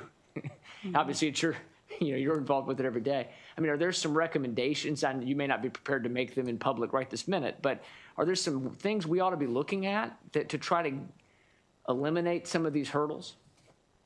Actually, Senator, I would say no. I say we're doing exactly what we should be doing. I want to remind everyone that this is a federally illegal substance. The FTC is not looking at this. The SEC is not looking at this. We, MCA, fulfill all of those roles, right? So whereas for any other business, the state regulatory body can only do a portion of that review because there's federal oversight and the IRS is looking at things and everyone else. We don't have that in cannabis. There's a void when it comes to oversight with regards to ownership and financial interests. And so MCA has to fill that. That takes time. And it's good that we're doing it now, frankly, especially with federal rescheduling on the horizon, because this means that we are the most poised for to take advantage of everything that will become available once federal legalization happens. Okay, We that's- are ahead of the curve. I understand it's a burden now, but this burden has actually allowed us to be prepared for what's coming soon and for Maryland businesses to prosper once that federal switch changes. And that's my follow-up, and then I have one more quick one. The follow-up would be, what does rescheduling mean for us? It sounds to me like if and when the federal government, and I think it's a time for us to evaluate at the federal level, so I'm glad there's movement on it. I don't really like legalized marijuana, but at this point, it's become a sham, so I'd like there to be more clarity from the federal level. It's become a sham in the sense that we're saying it's illegal still, but all these states are doing it in some fashion, so it'd be good to get more clarity from the Fed. We're positioned now, if they reschedule, all of the things we've put in place from your perspective mean that we're going to be well positioned to navigate that new environment, whatever might come. Okay. Last question is, you had talked about the medical cannabis program and the call centers and the provider roundtables. You talked about a bridge for patients to cannabis. When people call into this, what's the bridge? Are we bridging them to where they can buy it, or are we bridging them to a primary care physician that can truly analyze their needs? Because I have a lot of concern about self-medication in this respect. So, I know to get medical, you need a prescription, but there are people who self-medicate and don't go through that process. So I don't know, could you comment on when you say it's a bridge to cannabis, what is that bridge to? First, I want to address your original comment around how well Maryland is poised to take advantage of these federal opportunities once they become available. There is, as I mentioned, so many things we are still waiting to see what the Trump administration will do with regards to the rescheduling of cannabis. And as MCA becomes aware of those things, we will share them with industry. We will also share them with this committee. And if we need to act quickly, we will bring that to you all. Again, our goal is for our businesses to ride the wave as high and as fast as it can go. We see great opportunity here in Maryland. To your second question, with regards to the bridge, the metaphor that I used as providers serving as the bridge from patients to cannabis. So in order to participate in our medical cannabis program, all patients must first see a provider. The provider refers them to this program. These providers are giving them access to health care that they believe, that these providers with their expertise believe are best for their patients. Now, by participating in the medical program, our patients don't pay sales tax on the product. They also have access to higher potency products that are not available at the adult use level. Thank you. I really appreciate that answer. I was curious about that. Madam Chair, thank you very much. Thank you. Senator Mounts? Thank you, Madam Chair, and you've had a lot of questions. And one issue that didn't come up that's been raised with me over the interim were the issue of licenses. And, with the licenses that you're working with right now, are there conflicts or scenarios where there isn't a license where a license is needed, or things of that nature? Have there been any discussions about anything about the licenses? Sorry, Senator, can you elaborate on whether you mean regionally or within the supply chain? Within the supply chain. Any licenses that are not needed. So we are supporting these conditional licenses as they become operational. We have had few incidents of licenses that we've had to rescind. For example, we've had a couple of conditional licensees who have since had criminal court cases and have been convicted of criminal offenses. For those reasons, we've had to rescind licenses from them. But those numbers are very small, and the vast majority of our conditional licensees are actively working to become operational. Yeah. That's kind of along the lines of what I was asking. It's a little bit different. It's probably outside the scope for this hearing because it's a little bit delving into the hypothetical, but I appreciate it. Thank you. And thanks for answering all the questions. Thank you, Senator. Vice Chair Hayes? Madam Chair, and thank you, Madam Director, for your presentation. Question, earlier we heard from the ATCC. Does the MCA provide any enforcement, and what's the difference between the enforcement and the two agencies? MCA provides compliance support. So we focus on licensed businesses. The businesses under our jurisdiction, we make sure that they're following the statute and the regulations. ATCC focuses on unlicensed businesses, and oftentimes we'll refer cases to them, but our jurisdictions are quite clear, which, by the way, I think is a brilliant decision legislatively. So I'm very glad that you all have set it up that way. In other states, the line is not as sharp between who enforces the statute against licensed businesses and who enforces it against unlicensed businesses. That leads to a lot of chaos in other markets. I think it's something Maryland has done very well.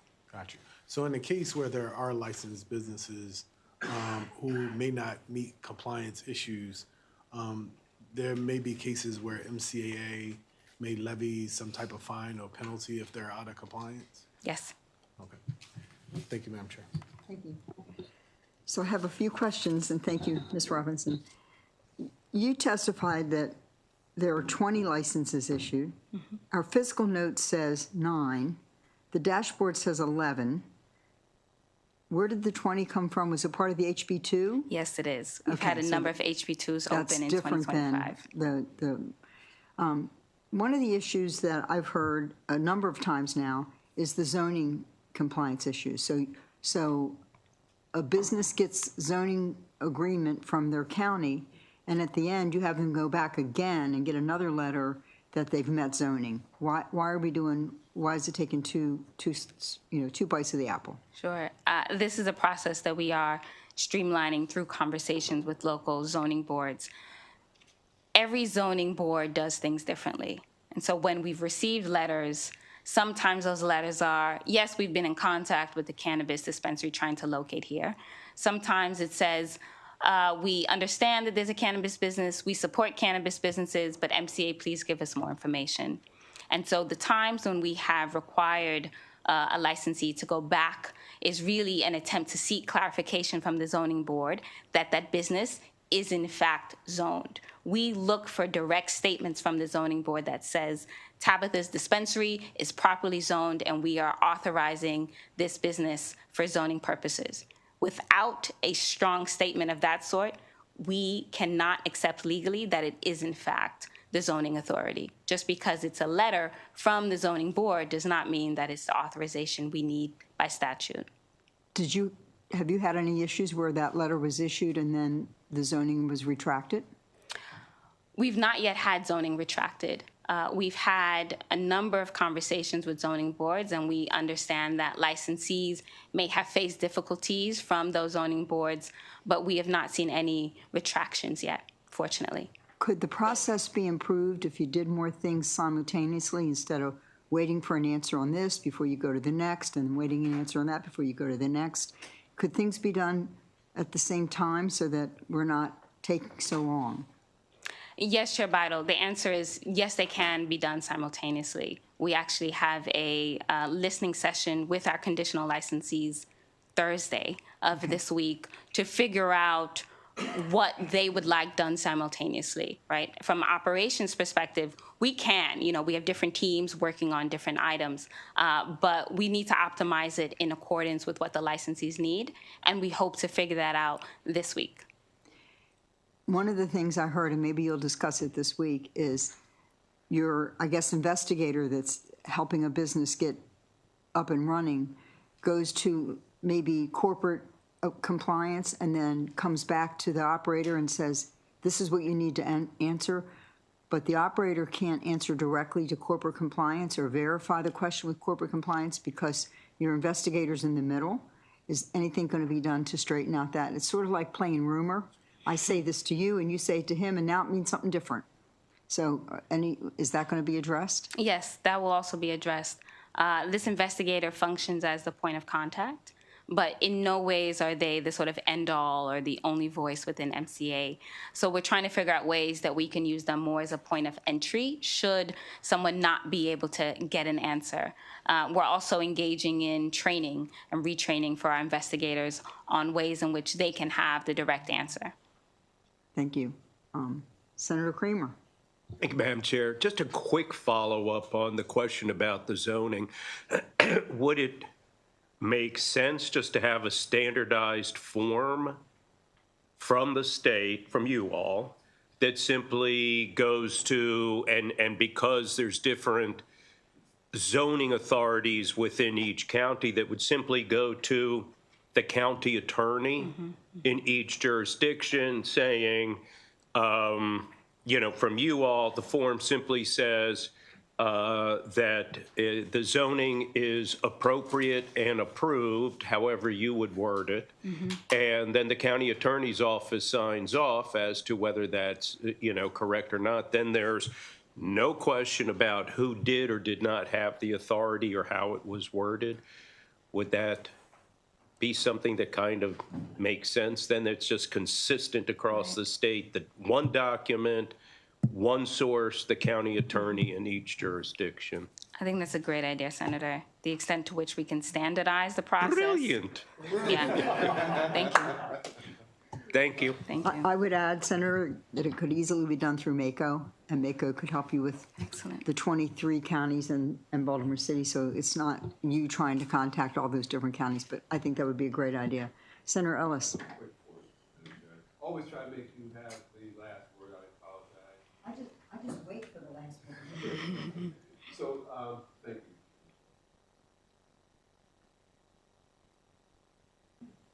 Let's still blank it. Okay, thank you.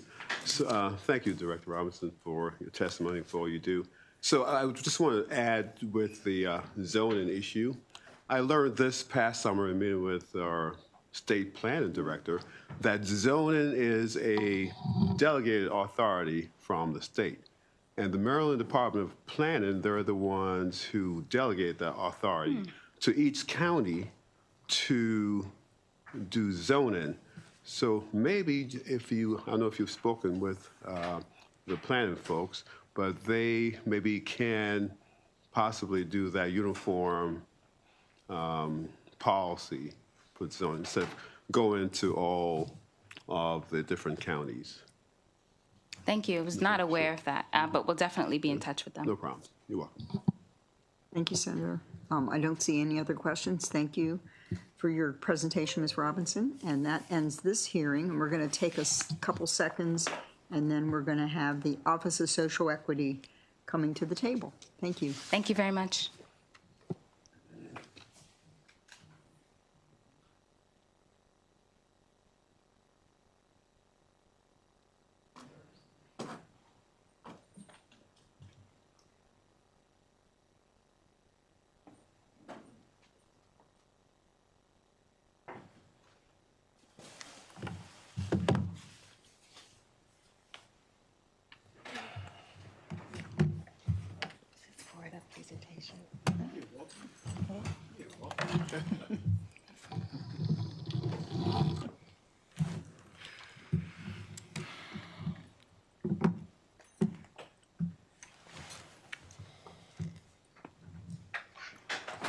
Good afternoon.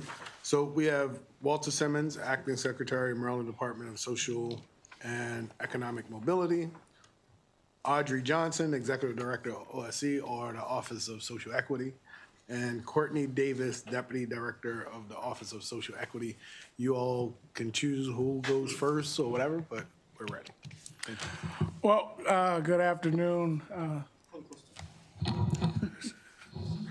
Good afternoon, Vice Chair and committee members. As Senator Hayes, Vice Chair Hayes said, I'm Walter Simmons, the Acting Secretary of the Department of Social and Economic Mobility. As you all know, we launched on October 1st, which included the integration of the Office of Social Equity, Office of Minority Business Enterprise, and the Office of Small Minority and Women Business Affairs. We've been diligently working to launch the agency with the necessary protocols. We aren't all housed in the same location yet, but we're working toward that. As outlined in the legislation, all of our officers are maintaining their existing operations, compliance, and performance indicators. What we're looking at is to see how do we realign and reimagine that in the opportunities that Maryland has to continue creating an inclusive economy, which includes our regulated cannabis industry. So I'm not going to spend too much time talking about DOSIM operations and what we've done. If some questions arise, I will surely answer those, but I'm going to turn it over to Audrey Johnson, our Executive Director, to start the presentation. Thank you. Chair Bido, Vice Chair Hayes, and the members of the committee, good afternoon. I am Audrey Johnson, Executive Director of the Office of Social Equity, and I'm joined by Courtney Davis, our Deputy Director, who is here with me to assist with answering some questions. I appreciate the committee's interest in this work, and I'm excited to share a brief update on what we have accomplished over the past year, where we are now, and where this work is headed. This briefing highlights how Maryland is advancing equity and economic opportunity through its adult use cannabis framework and the role of the Office of Social Equity plays in carrying out the intent of the Cannabis Reform Act. I will briefly cover the Office of Social Equity and our mandate, the status of Maryland's social equity licensing round, community reinvestment, key outcomes to date, and our strategic priorities moving forward. This section grounds the committee in who we are and why the Office of Social Equity exists, before turning to the outcomes and performance. The Office of Social Equity was established by the Cannabis Reform Act of 2023 to ensure that individuals and communities most harmed by prohibition are positioned to benefit from legalization. While statute references coordination with the Maryland Cannabis Administration, OSC carries out its mandate independently with primary responsibility for equity programming, licensee support, and community reinvestment. OSC is currently housed within the Department of Social and Economic Mobility. Our work focuses on expanding equitable participation in the cannabis market, supporting social equity applicants and licensees, administering the Community Reinvestment and Repair Fund, and reviewing policy and regulation through an equity and economic justice lens. This work sits in the intersection of business development, accountability, and community repair. This brings us to Maryland's first social equity licensing round, which has set a national precedent. Maryland conducted the nation's first comprehensive social equity licensing round across all license categories.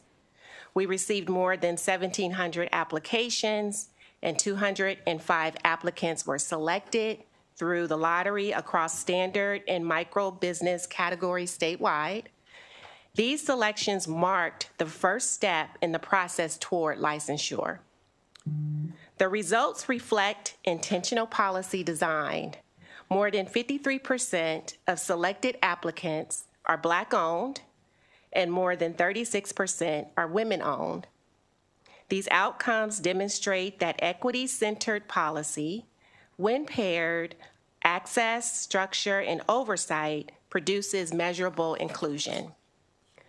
Following the lottery, 192 of the 205 selected applicants received conditional licenses from the state. Of the 192 conditional social equity licenses, 145 have met capitalization requirements, and 12 are operational statewide. And so that's the number out of the 205, not including the HB2s. This reflects real progress while also highlighting continued challenges related to capital access, local permitting, and time to market. Maryland paired licensing with financial support through application cost reimbursement, $2.3 million in technical assistance grants, and startup capital through the Cannabis Business Assistance Fund. These resources have helped licensees move forward, though they do not eliminate the high cost and complexity of launching and sustaining a business in a highly regulated market. The Office of Social Equity has remained actively engaged with the General Assembly to strengthen equity outcomes, expand oversight, improve transparency, and align policy with legislative intent across both licensing and community reinvestment. As licensees move from application to operation, the Office of Social Equity has served as a consistent and trusted point of support. We continue to be a safe place for licensees to raise challenges, navigate complexity, and seek clarity both within our programs and across state and local systems. We regularly solve problems, escalate issues when needed, and advocate on their behalf with agency partners so progress does not stall unnecessarily. The role walking alongside licensees through a complex and evolving process has been critical, and licensees consistently express appreciation for having a place within the system that is actively advocating with them. Over the past year, we expanded programming through leadership series, business masterclasses, accelerators, vendor fairs, and an HBCU convening. These efforts are designed to move licensees from authorization to sustainability and long-term viability. Maryland's equity framework has increasingly been recognized as a national model of interest. The Office of Social Equity is regularly engaged in substantive forums where cannabis regulation, economic equity, and public policy intersect. These are working policy environments where states, regulators, and institutions are examining Maryland's approach to equity design and implementation and oversight. Our participation allows us to share lessons learned, elevate best practices, and contribute to shaping emerging approaches beyond Maryland, particularly as other jurisdictions look to move from intent to execution. This engagement reinforces Maryland's role as a policy leader and helps ensure that equity remains central to national cannabis reform discussions rather than treated as an afterthought. Equity extends beyond ownership to community repair and reinvestment. 35% of the cannabis sales tax revenue flows into Community Reinvestment and Repair Fund to support local initiatives in disproportionately impacted communities across all jurisdictions. OSC has conducted statewide surveys, hosted town halls, and submitted required reports to the General Assembly to elevate transparency, public awareness around the Community Reinvestment and Repair Fund. As implementation has progressed, OSC's role has increasingly focused on monitoring, engagement, and alignment, particularly given the variation in how local jurisdictions are structuring and deploying funds. Our approach has been to support consistency where possible, elevate effective practices, and ensure that the use of the CRF dollars remain aligned with statutory intent, community priorities, and measurable outcomes. This work continues as more jurisdictions move from planning to full implementation. Counties are beginning to move from planning to deployment, funding workforce programs, youth initiatives, reentry services, and community infrastructure. These early are meaningful indicators of progress. When we step back, the cumulative impact this work becomes clear. In just 2 years, Maryland has supported 192 social equity businesses, invested approximately $45 million in business assistance, distributed nearly $100 million through the Community Reinvestment and Repair Fund, issued more than 181,000 pardons, and surpassed $2.2 billion in legal cannabis sales.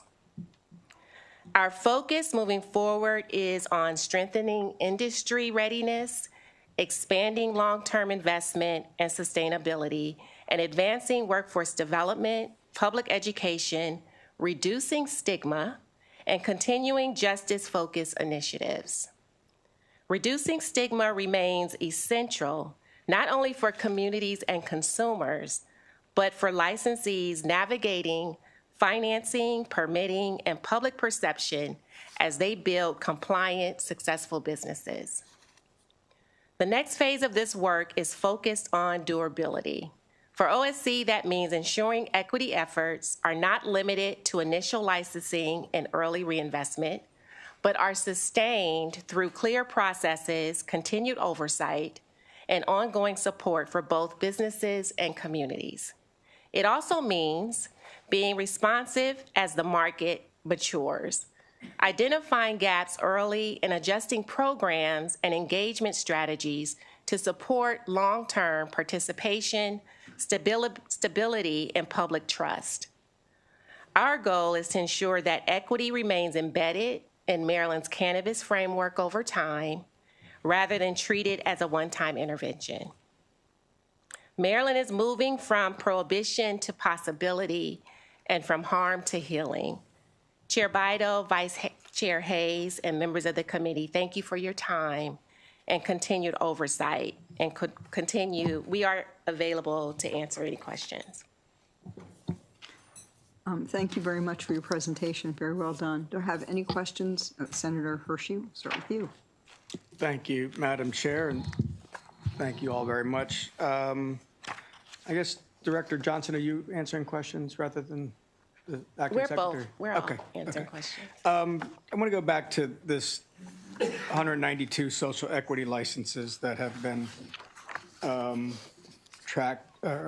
approved conditionally. Can you go through the numbers again, because they seemed a little bit different than what we heard previously? I want to make sure that we're equating these to what we heard earlier. There's 105 initially selected, and now we're back to 192 conditional license, of which you said 145 have met the capitalization requirements. So yeah, I'll talk through it. So the 205 were selected in the lottery. Right. So out of that 205, although that continuous review was happening with MCA, the first milestone for these businesses was meeting their capital, adequate capitalization, and that would then give them their conditional license. Right. So they needed to show proof of funding that they said to sort of meet that first milestone. And so to date, 145 out of the 192 have met that that adequate capitalization. Okay, so what we heard earlier from Director Robinson was the challenges that they were facing was building capital, right, and securing property. So you're now saying of the 192, 145 have met that capitalization requirement. It's not the full capital needed to open the business. Okay. There are certain steps and milestones. So that initial milestone around the capital, capitalization was met by 145 businesses. And what's that initial requirement then?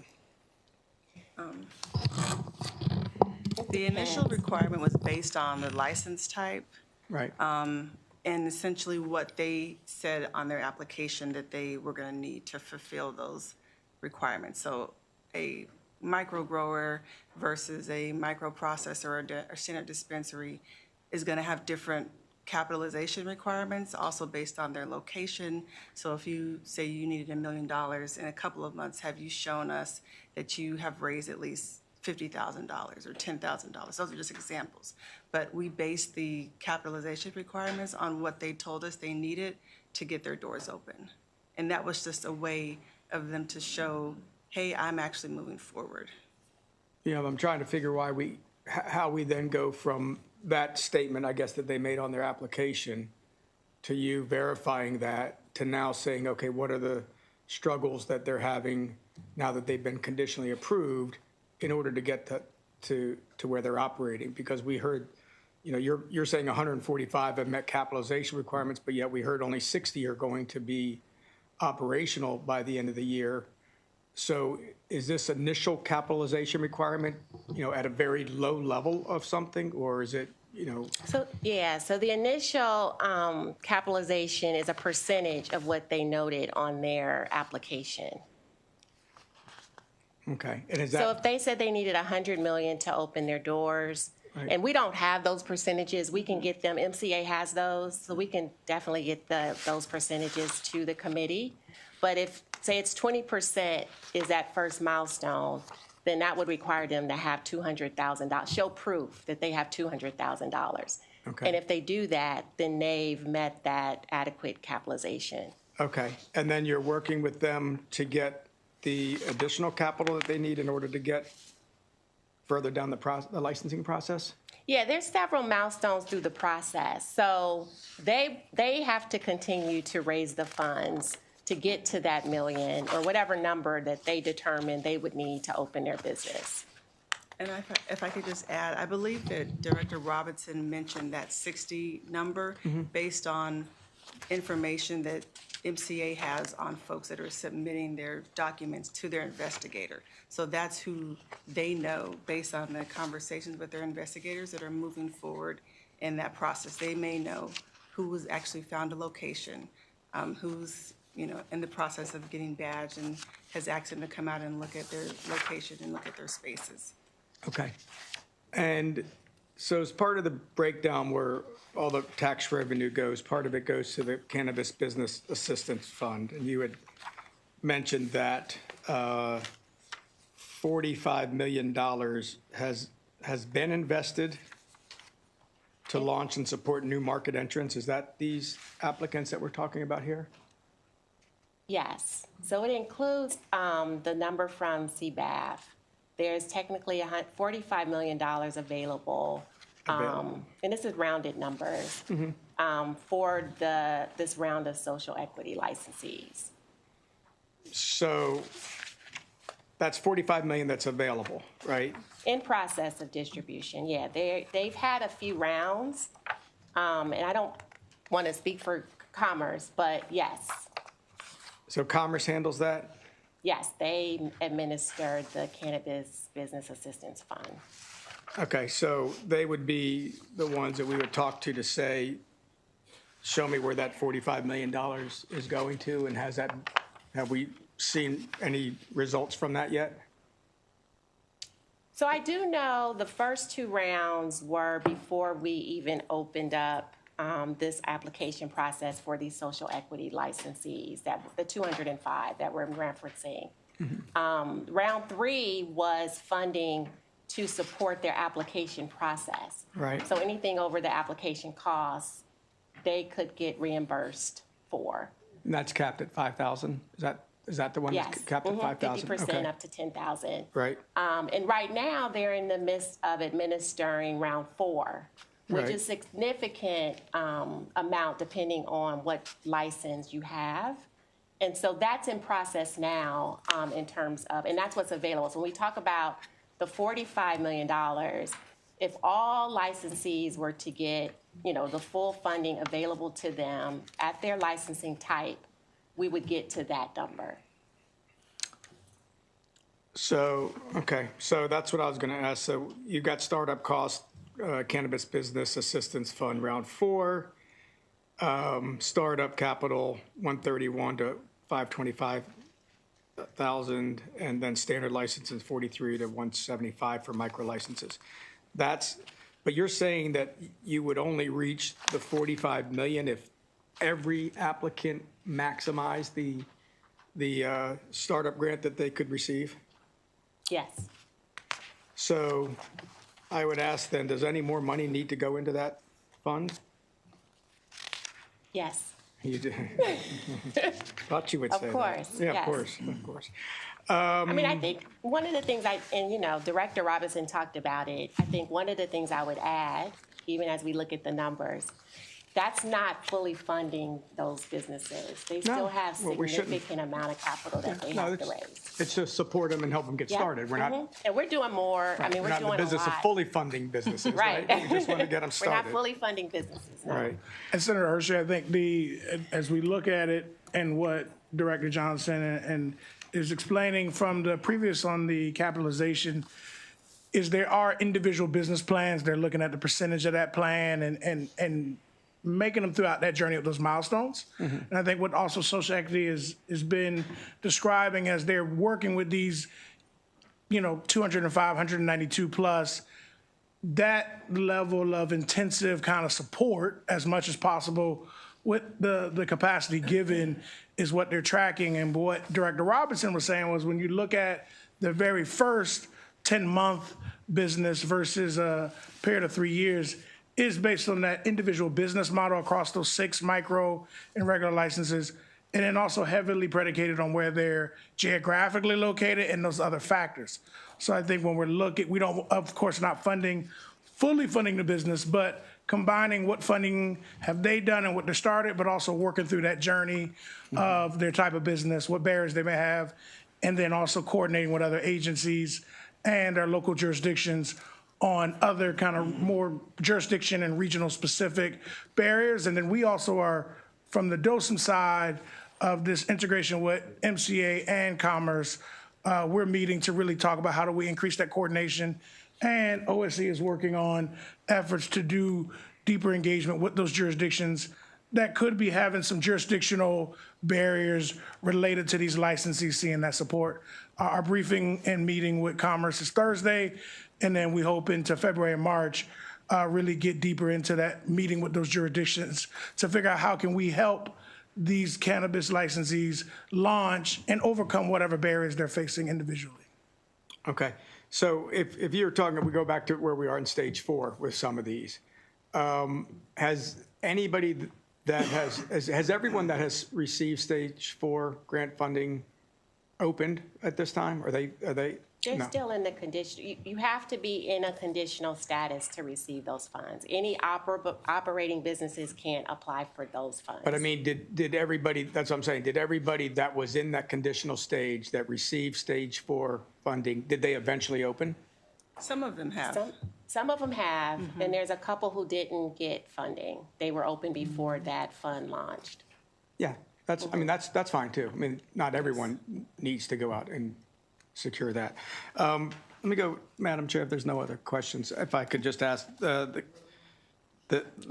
Community Reinvestment and Repair Fund is obviously a very large number, the highest percentage of the sales tax revenue that goes out. I think that's 35%. Your statement says after 2 years of progress, $99 million is available for the, do you call it a name or is it just CRRF? What do you? Community Reinvestment and Repair Fund. Okay, all right. I didn't want to go through all of that if you guys had an acronym or something. CRRF is Didn't want to seem like I didn't know, but you had $100 million for that. What's going on with that money right now? Yeah, so the money is distributed directly to the counties in the city of Baltimore for them to develop a fund utilization plan. So what our office has been doing is not only supporting the counties with determining how they want to spend those funds by helping them engage with their community members, but we're also making sure that community-based organizations and folks in the community understand that this is a new pot of money to provide reinvestment in communities. And so essentially, we are working with counties to get their programs up and running. They are going to let us know what's available. We'll help them to share that information. We visited 8 parts of the state last year to do town halls in person. We had a nice virtual town hall last year as well with Hartford County Representative and Anne Arundel County, who have had several rounds of grants that they've given out. So part of what we're working on is just making sure that our office is providing the transparency to the legislators. We would love to be able to get that information up on our website. You mentioned the comptroller has a quarterly report. What they don't provide is exactly how much each county has received. They send that information to us, and so we're trying to get that up on our website, as well as kind of like a running ledger on Wacomico has spent $9 million of their $30 million, and then figuring out the cadence to get that information to not only the public, but also to be responsive to the legislators. So the county's receiving two pots of money. They receive the 5% from the sales tax that just Unrestricted. unrestricted goes to whatever. And then they receive this from the Community Reinvestment and Repair Fund. You're saying that the county develops a plan, a utilization plan for this money? Each county develops that, and then does your office provide the oversight of that? Or, what's the process then once they have the plan to actually secure the funding? Well, we're kind of working through that the past two sessions, because initially the statute was the money goes to the counties and it can't be used for law enforcement, but it's for community-based organizations. So what we're working on now is making sure that while we're not approving their plans, we are requiring that they submit, that they work with their community members to have a plan. They have to have a public meeting to make sure that it's a public discussion about how those funds will be spent. We have reporting requirements that they're sending to us based on making sure that they're aligned with the outcomes of this program. We're working on a longitudinal study to make sure that we can actually show the impact of these dollars being reinvested in these certain zip codes, these certain communities, what is actually happening there. So we're working with Senator Washington on a bill this year, and potentially we'll be back before the committee. Okay. So you said a lot of good things there that I'd like to hear. Transparency was one of them. Obviously, I want to, $100 million is a lot of money, obviously. And the governor has just submitted his budget, and he's diverting funds all over the place, grabbing things from programs here that aren't up and operating yet and moving them into the general fund as well, too. So I want to be sure that I'm understanding as we're looking at a very large pot of money that is coming from the sales tax revenue of cannabis, if it's going to the best uses.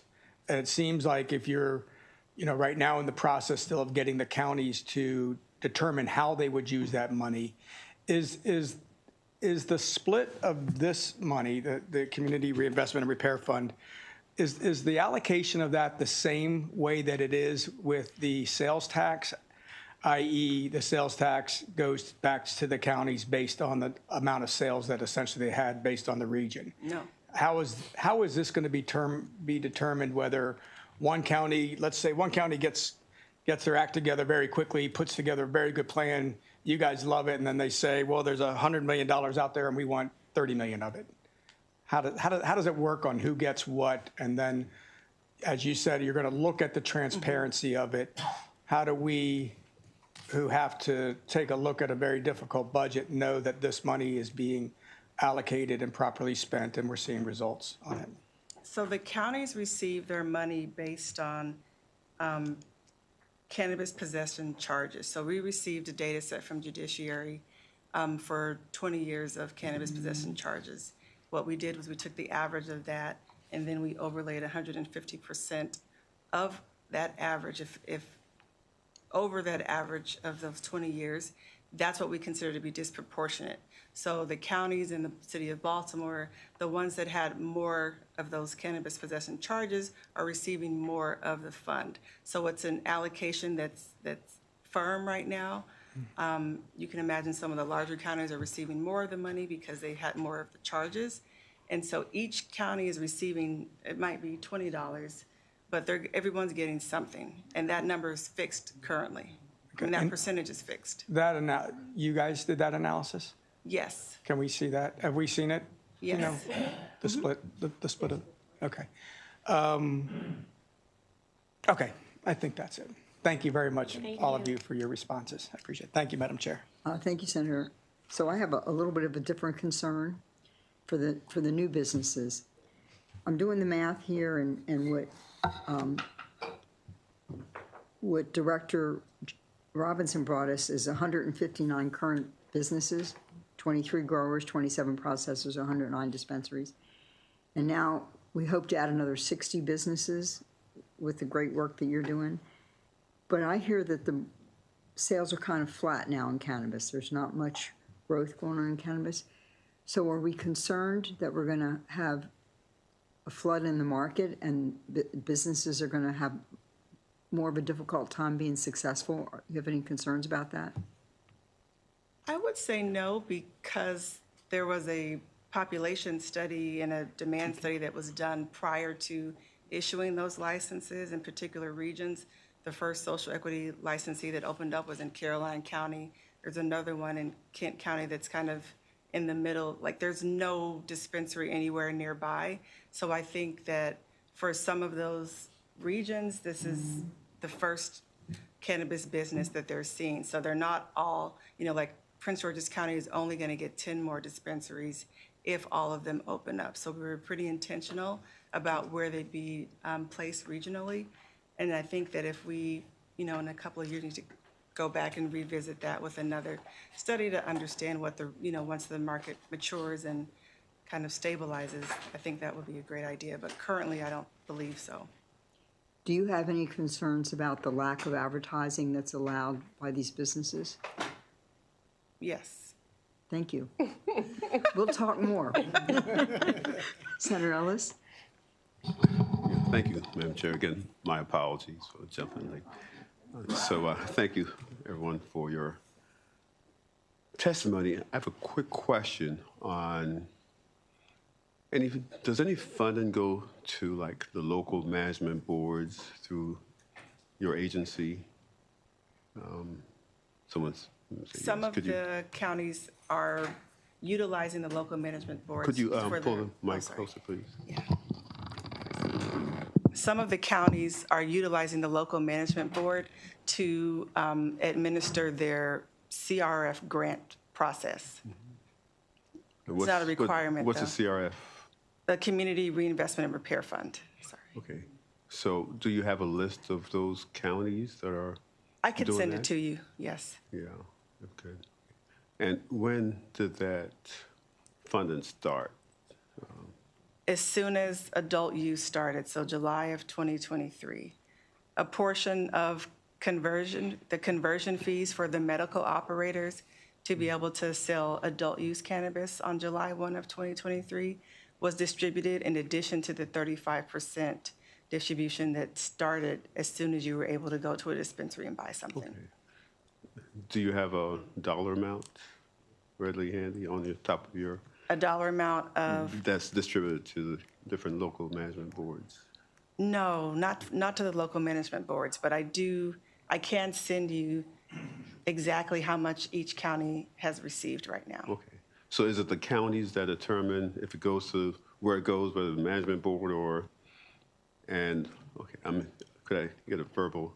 Yes. Okay. Yes, the Yes. counties determine that, and I think it's really what's best for them.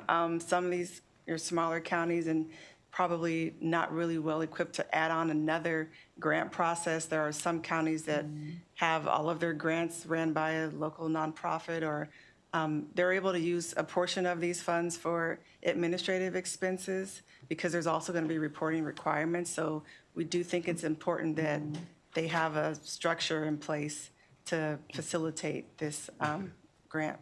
Okay, thank you. And one last question, same topic.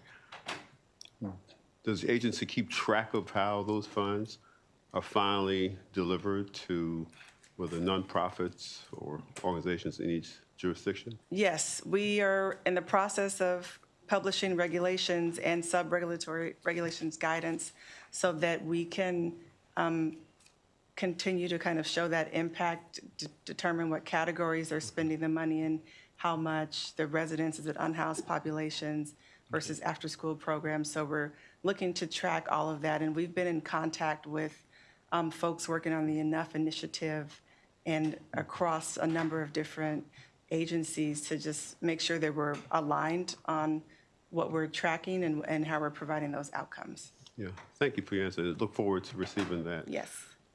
follow-up information from you. Thank you. Thank you, Madam And Chair. I'll just add, we our agents, we have to actually report to the General Assembly, and so that how funds are spent is included in that. It just has not been included in the previous 2 reports because there hasn't, at that time, some money has been spent out. Okay, so good. So when will that report come? That shows the floor October. to the General Assembly? We had a report that we issued, I want to say In last year. August. In August. Our next report is October of 2026. So that report will have the first breakdown of the funds? That report will have the first breakdown, but honestly, we really would like to be able to provide quarterly reports in alignment with the Comptroller's Office. And so we're working on regulations and make sure that if we're asking the counties for something, that they're actually going to be able to do it. Okay, thank you. Thank you, Madam Chair. Thank you, Senator. Vice Chair Hayes? Thank you, Madam Chair. Something someone said reminded me of something. ATC talked about the unlicensed market as in businesses that have licenses to serve other products, but not necessarily cannabis, in which they enforce. But are you hearing from businesses that they're still competing from an unlicensed street market? I think some might make the assumption because we've legalized the sale of cannabis that the unlisted market has gone away. I imagine that may not. There's still a market of people out there that still choose to probably acquire cannabis on a street market. And are you hearing this from some of the businesses that you all have been working with? They're still finding themselves competing against the unlicensed market? I would say yes from the smoke shops, not necessarily like the way that people used to purchase cannabis from like a weed person. But I would say that there's confusion amongst community members and residents on the licensed dispensary versus the smoke shop. And so, yes, that is, kind of driving cutting into their competition, I would say. It's also easier for those businesses to become operational because they're not licensed through the state, so they don't have to go through all of those things that Director Robinson mentioned. And I think a lot of us would drive places and see smoke shops all the time. Those are not, most of the time, they're not licensed dispensaries, so. There are lots of smoke shops. And that is true. It's interesting. It is a lot of confusion. So we've done a lot of meetings with jurisdictions around complaints, for them to tell us about smoke shops thinking they're dispensaries. And so you'd be surprised how many people are believing that, these smoke shops are state dispensaries that have a license to operate. So that does exist. Yeah, I would imagine so. And I guess what came to my mind, I most recently visited the stabilization center in Baltimore that this legislature created, the first stabilization center for people with substance abuse. And what they were saying, they still get a lot of individuals that are admitted into the stabilization center with cannabis that's been laced with fentanyl. And so it seems like there's still somewhat of a street market out there that people still choose to participate in. And I was wondering what effect that might have kind of on the industry. And so to that point, in addition to this CRA, we also set aside a certain portion, I believe, as it relates to like health education and stuff like that. I don't recall off the top of my head what that percentage was. And who's administering the funds for, at least for the public health portion of the money that's being collected by the state? So those funds are going to the Cannabis Public Health and Advisory Council. Is that? Yeah, it's administered by the the Department of Health. And it's 5% for that fund, the counties, and the Cannabis Business Assistance Fund. They're all receiving the same amount. All right. And is there any coordination between the two agencies to help inform some of the public education that's going out there into the community? Yes, I recently joined as a member of the Cannabis Public Health Advisory Council in October. And so they're tracking all the cannabis bills, and we're looking at them in terms of, is there a public health impact? And so, very interested. MCA is actually active and attends those meetings as well. So the three of us are, connected and ensuring that, there's just transparency in terms of how our different work relates and what the impact may be differently. Right. And lastly, I know there was provisions in the legislation to appropriate a certain portion of funds to our historically black colleges and universities, especially around research, because historically here in the state of Maryland, they've been disenfranchised and not been allowed to participate in the research around growing industries. Do you have a status on what that looks like as far as that appropriation, and how are you working with our historically black colleges and universities around that issue?